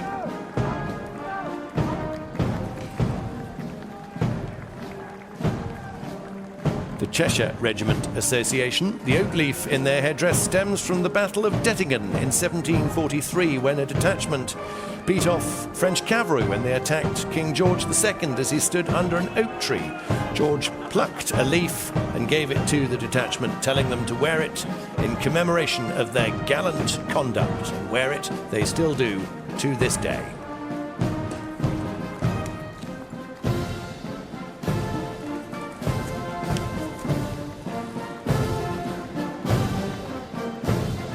In front of the Cheshire Regimental Association, the Prince of Wales' own West and East Yorkshire Regimental Association, the Royal Hampshire Regiment Association, and the Black Watch Association London branch.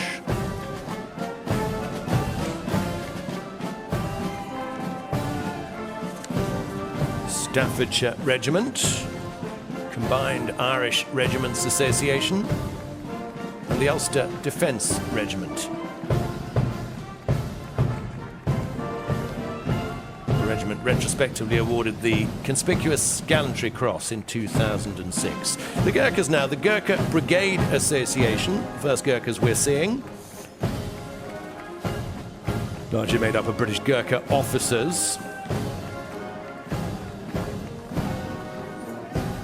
The Gurkhas considered by 19th century military leaders as being naturally warlike and aggressive in battle. That's the British Gurkha Welfare Society, passing now, about 50 marching from it today. The Royal Army Medical Corps Association in front of the Gurkhas, celebrating its centenary this year. Royal Army Medical Corps existed as a standalone corps until 2024, when it became part of the Royal Army Medical Service. Also incorporates army dentists and nurses.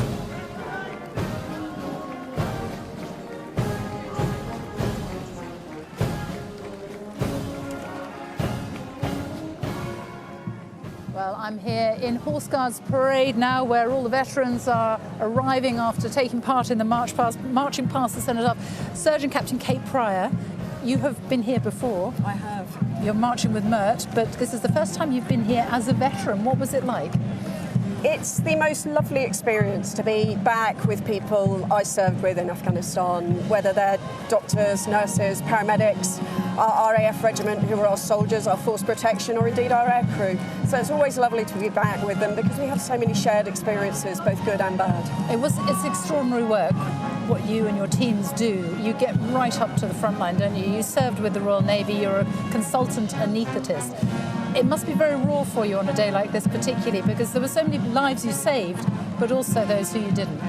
That's very true. I mean, in the back of the aircraft, we had the very highest of highs and the lowest of lows. You know, the highs when we could save a life and the lows when we couldn't. And inevitably, I think any medic will tell you that there are patients we remember more than others. And I've always referred to them as my demons. I mean, I don't have PTSD, but I have friends and colleagues whose PTSD is so bad that they will never work again as doctors or paramedics or nurses. And there is one person you remember, don't you, on this day as you march past? The casualty I remember the most was a rifleman called Daniel Cooper. And he was a young man and he unfortunately died of his injuries. We picked him up from the front line. He'd been badly injured by an improvised explosive device. And whilst we provided the very best medical care in the back of the aircraft and also at the hospital at Camp Bastion, he succumbed to his injuries. So he is my archdemon of demons. And we are here today to remember exactly that, people like him. Captain Surgeon Kate Pryor, thank you so much for joining us. My pleasure. During that conversation, we saw the Royal Army Pay Corps Regimental Association march past, the regimental home headquarters of the 1st Queen's Dragoon Guards, Glider Pilot Regiment Society, home headquarters of the Royal Dragoon Guards, home headquarters of the Royal Scots Dragoon Guards, Scotland's most senior and only regular cavalry regiment. Army Catering Corps past, Royal Signals Association, the Reconnaissance Corps Association.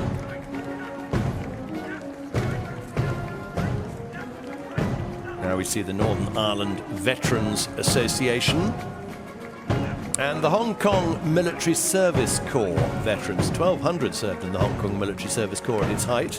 Locally enlisted soldiers. The regiment disbanded in 1997 when Hong Kong was handed to China.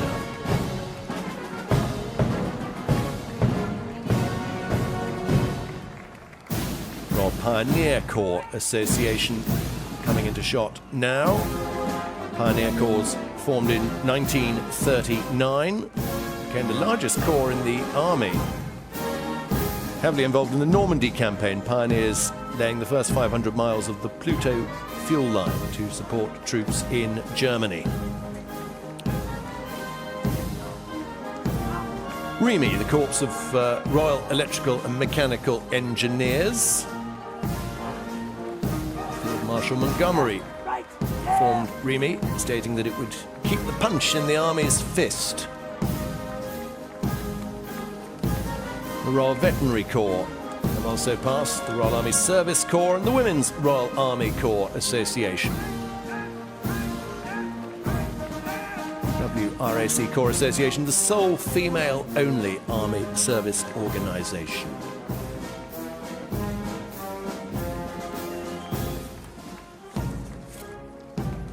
The Association of Ammunition Technicians, front there, ammunition technicians responsible for explosive safety within the armed forces.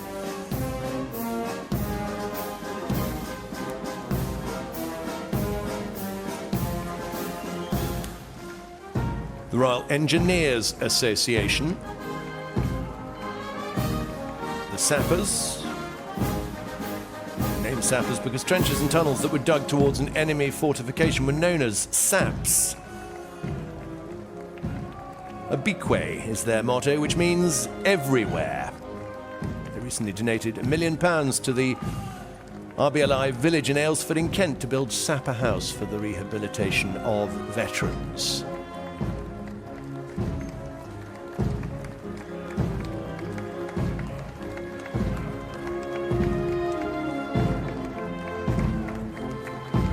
The Royal Army Dental Corps Association,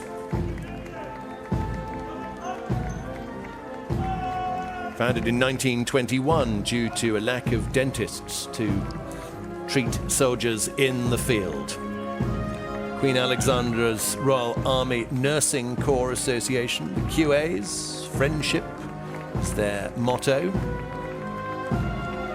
Until 1992 they consisted entirely of women, after which men were allowed into the corps.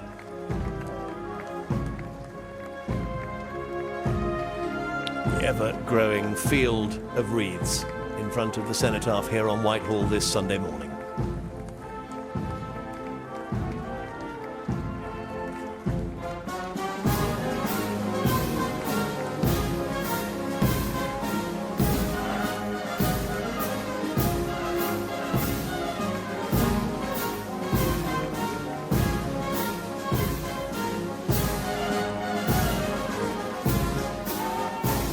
Duke of Edinburgh, Colonel of the Scots Guards, also Colonel of the London Guards and Colonel-in-Chief of the Royal Dragoon Guards and the Queen's Royal Hussars.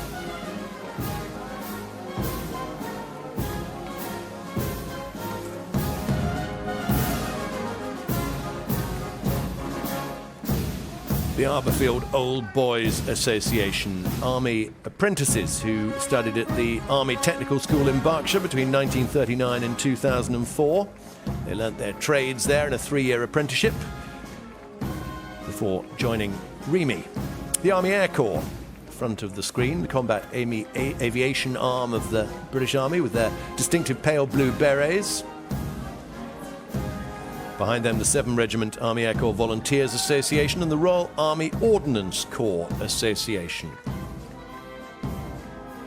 Special Observers Association, Parachute Squadron, Royal Armoured Corps, King's Royal Hussars Regimental Association and 3rd Regiment Royal Horse Artillery Past and Present Members Association have also marched past. With their green berets, the Intelligence Corps Association.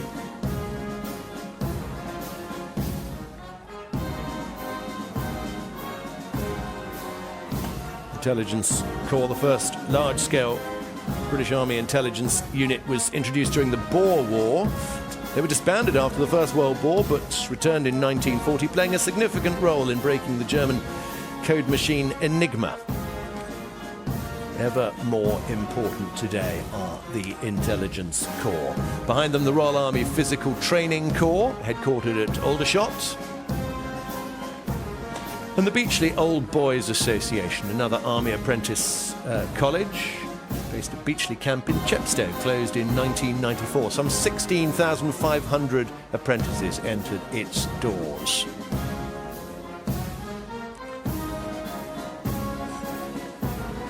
Royal Military Police Association with their distinctive red caps. And in front of them, the Military Provost Staff Association, who maintains secure custodial environments supporting the service justice system. Royal Military Police providing indispensable service wherever British troops serve. In 1946, George VI gave them the prefix Royal to their name. The Queen's Royal Lancers Old Comrades Association.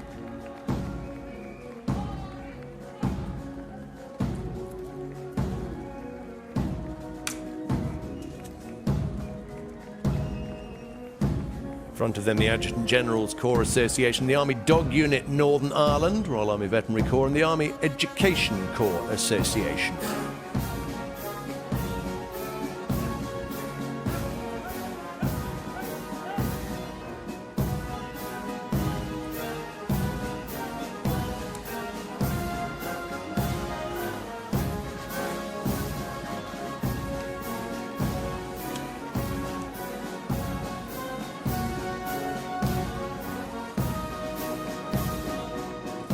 With their rope leads, that's the Army Dog Unit Northern Ireland.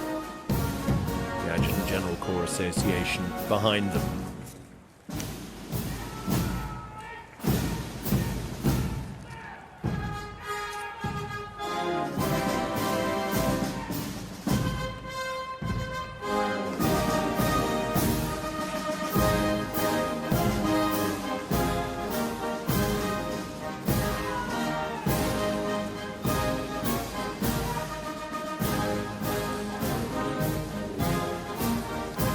Alpha 5 Corps Forward Association.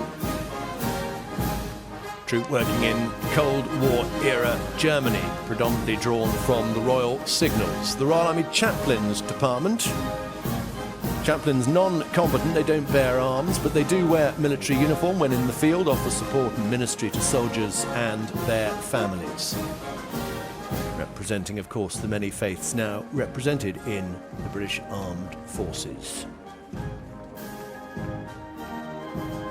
Behind them, Post 24, the Irish United Nations Veterans Association. The UN berets there.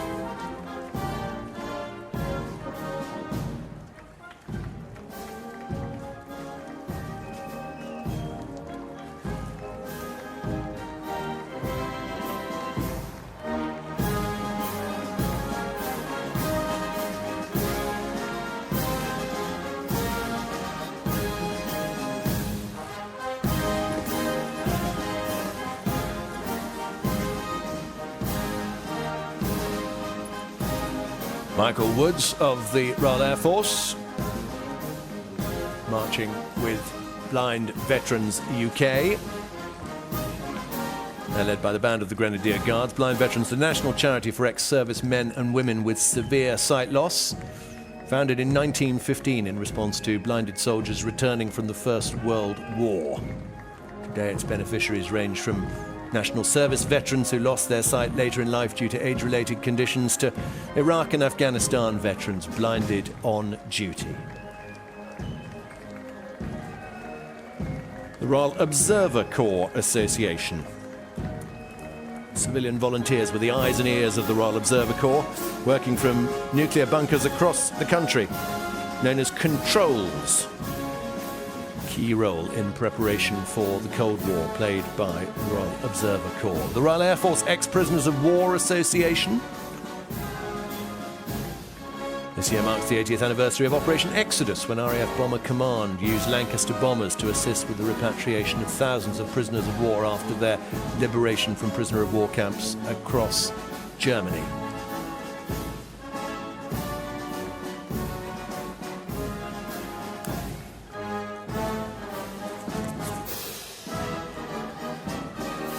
Royal Air Force 31 Squadron Association.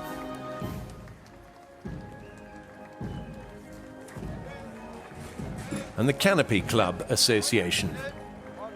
The wreath carried by Jack Ruck, a World War II veteran, turns 100 today.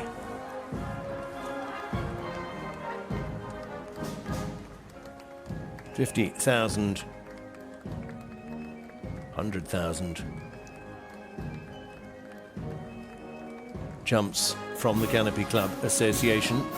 25,000 parachute descents shared between those marching today. Happy birthday to Jack Ruck.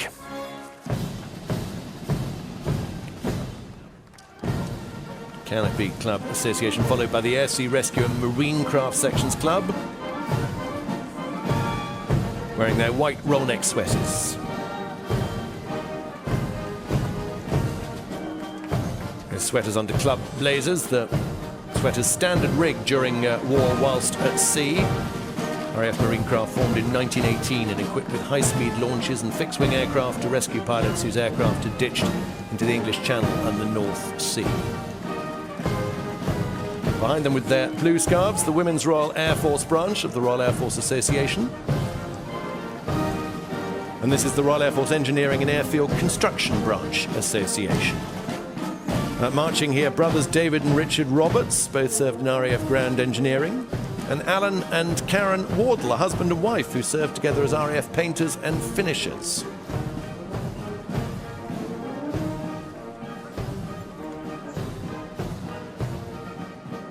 Here on Horse Guards parades with the family of J.J. Doherty, who served with the Parachute Regiment and who was just 20 when he was killed in Afghanistan in 2008. I'm here with his parents, his father, Jeffrey, mother Joyce, and his sister, Honey. And Joyce, this is the first time you've come here, isn't it, and taken part in the March Past. That must have been incredibly moving for you. It was really moving. It's been absolutely incredible. Such an honour to have been part of it today, yeah. Really wonderful, the support that you all get, isn't it? From not just the veterans themselves, but also from the public who've been here for so long. I was just shocked to see so many of the public here lying in the streets. I didn't expect it, and I'm humbled, to be honest. Yeah. And Honey, for you, you were only 2 when your brother died. How important is it for you to be here? So important. It's so nice to know that there's still a big community, and I see all the young people the same age as me lining the streets, and it's nice to know that I can kind of relate to more people my age rather than just the older generation too.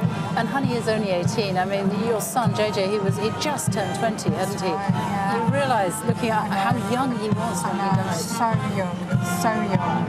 And I think, now that she's nearly the same age he is, it's hard to imagine, isn't it? But you keep his memory very alive, don't you? How do you do that? Work really hard to keep his memory alive. We talk about him every single day. We have a small charity that we run in his memory.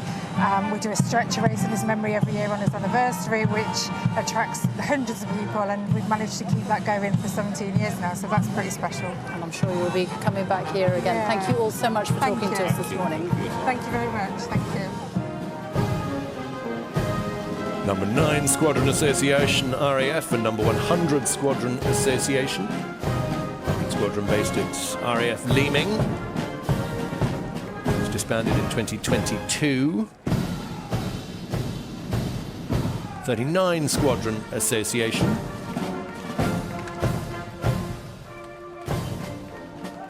The RAF Movements Association. Movers provide facilities at air bases for passengers, freight, loading services. Movers, normally the first transport staff into a theatre for an operation, remain there until the end, keeping airfields running smoothly.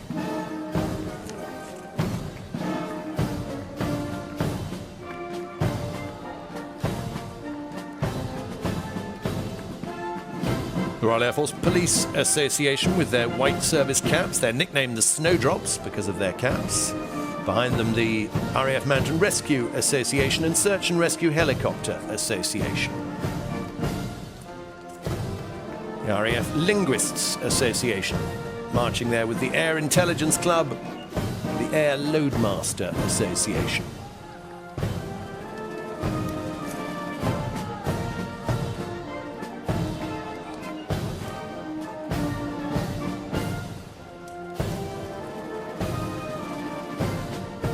Duke of Edinburgh wearing his Royal Wessex yeomanry uniform as he takes the salute on Horse Guards.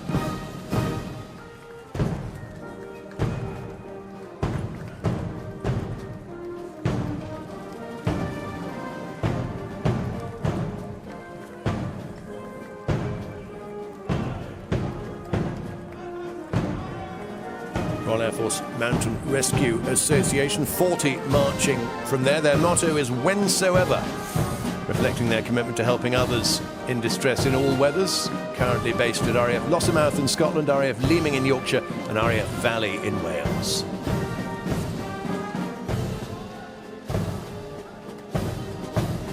Royal Air Force Masra and Salalah Veterans Association, 2 air bases were in the Sultanate of Oman, both of which closed in 1977.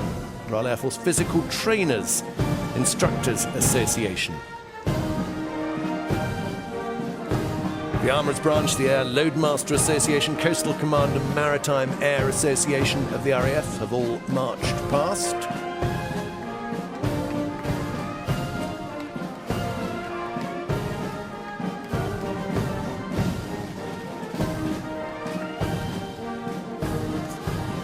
RAF Locking Trade Group 3 Association represents those who trained at the station close to Weston-super-Mare. Taught technical training, including work on airframes, engines, rigging, parachute packing, and later radar, radio, and computer skills to airmen. Opened in 1939. RAF Trade Group 11 Association, including the trades of telegraphist, wireless operator, teleprinter operator, and telephonist.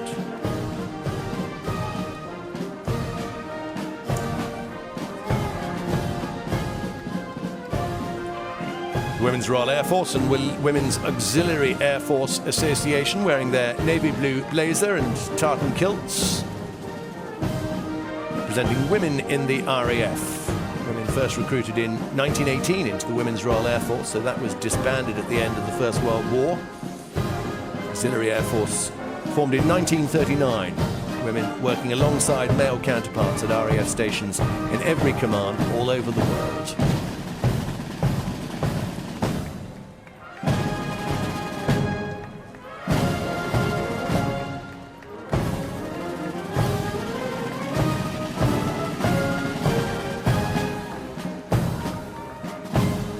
Women's Royal Air Force formally merged with the RAF in 1994 on the 1st of April, marking the full integration of women into the Air Force. The War Widows Association, led by Christine Juba. His husband, Wing Commander Steve Juba, died in 2006 while serving at RAF Shawbury. Mrs. Juba herself is a veteran. She served in the Princess Mary's RAF Nursing Service and later in the RAF Reserves. Scotty's Little Soldiers, the charity founded by Nikki Scott, after seeing the impact her husband's death in Afghanistan had had on her 2 young children. 35 of Scotty's Little Soldiers marching today. They've all experienced the death of a parent who served in the British Armed Forces, marked out by their yellow and black scarves. Behind them, children, families and friends of Far East prisoners of war and civilians killed by enemy action.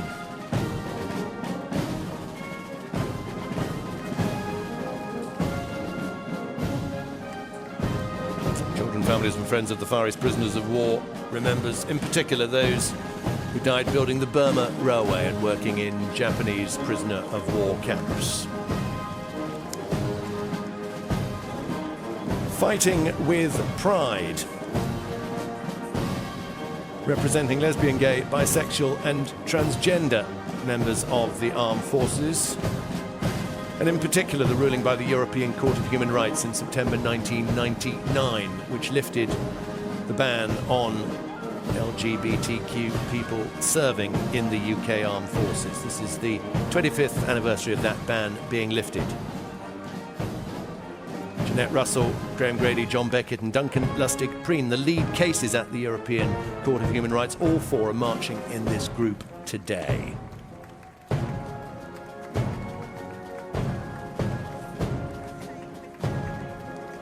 The Polish contingent with their red and white armband, made up of all Polish veteran and military historical organisations. First Aid Nursing Yeomanry, founded in 1907, but still very active today. Professionally trained female volunteers. Fannies train every week to ensure they can provide surge relief to civil and military authorities in times of crisis. British Evacuees Association and Railway 200 Network Rail have also marched past in this part of the parade. And behind the First Aid Nursing Yeomanry, the Metropolitan Police Special Constabulary, founded in 1831, volunteer police officers with their key role in the net.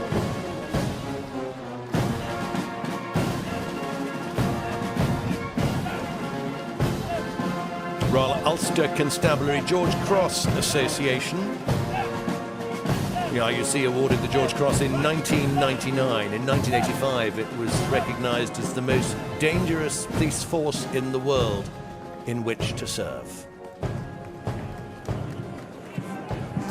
Well, here on Horse Guards Parade, it is wonderful watching all these veterans who've taken part in the march past, chatting, laughing, forming new friendships, meeting old friends. I'm here with Philippa Rawlinson, who is from the Royal British Legion, and you're in charge of planning this whole event with your team. You can see how important it is to the veterans, can't you? Absolutely is. Certainly our Royal British Legion team work with over 340 associations to make today happen. It is an immense logistical challenge, with associations and many partners, but you can see, you can feel how important it is to people, bringing people together, meeting old comrades, making new friendships, telling stories, but really importantly, coming to honour those that can no longer march by their sides, to pay their respects, uniting from across the British and Commonwealth Armed Forces to remember.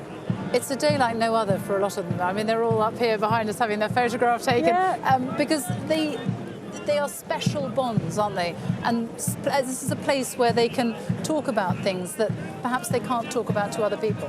Yeah, we often hear that the comradeship, the friendships, the bonds made while they were serving, yes, can never be replaced. And to see them being reconnected or reforged or forged anew here is fabulous. And you hear the buzz, you hear the cheers, and you hear you feel it. Philippa Rawlinson, thank you very much for talking to us this morning. Thank you.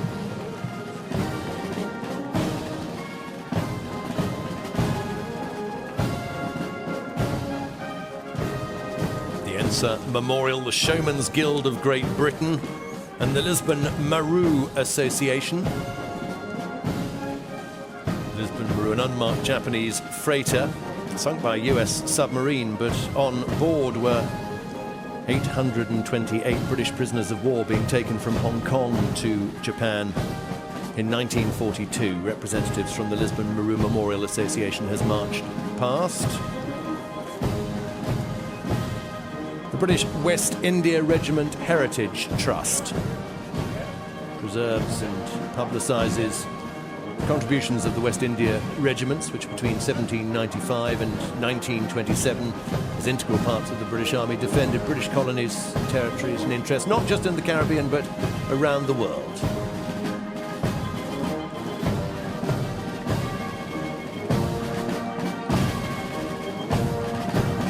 People's Dispensary for Sick Animals, the RSPCA, the British Resistance Movement, Civil Defence Association, and the Post Office Fellowship for Remembrance, amongst the other groups that have marched past the Cenotaph in this column.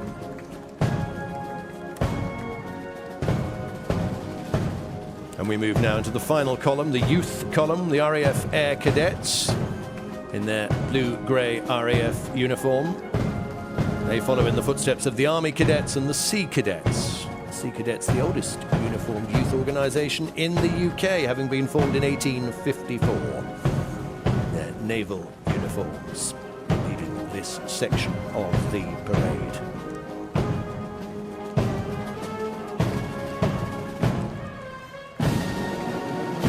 Youth Lane for the British West India Regiment Heritage Trust. As the Sea Cadets march by, and we enter the final stage of this parade of 10,000.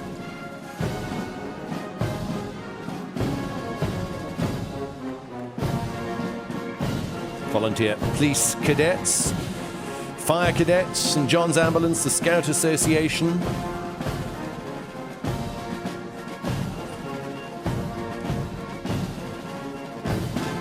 St John's Ambulance in their green and black tops.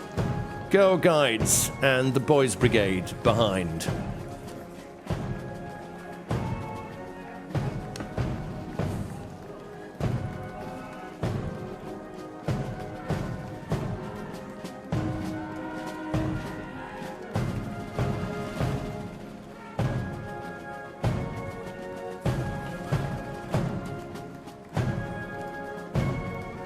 Girls Brigade Ministries, the Church Lads and Church Girls Brigade, and the Jewish Lads and Girls Brigade. During the First World War, 535 Jewish Lads Brigade members and leaders made the ultimate sacrifice. Jewish Lads and Girls Brigade supports over 4,000 young people each year. We heard from Mervyn Kirsch earlier on, marching right at the start of this parade with Spirit of Normandy. He joined the Jewish Lads and Girls Brigade at the age of 9 and was recently made their honorary colonel. And bringing up the rear of this parade of 10,000, the YMCA, the Young Men Christians Association. Over 40,000 YMCA volunteers gave their time and left their homes and families in the Second World War to follow the troops and go wherever they were needed.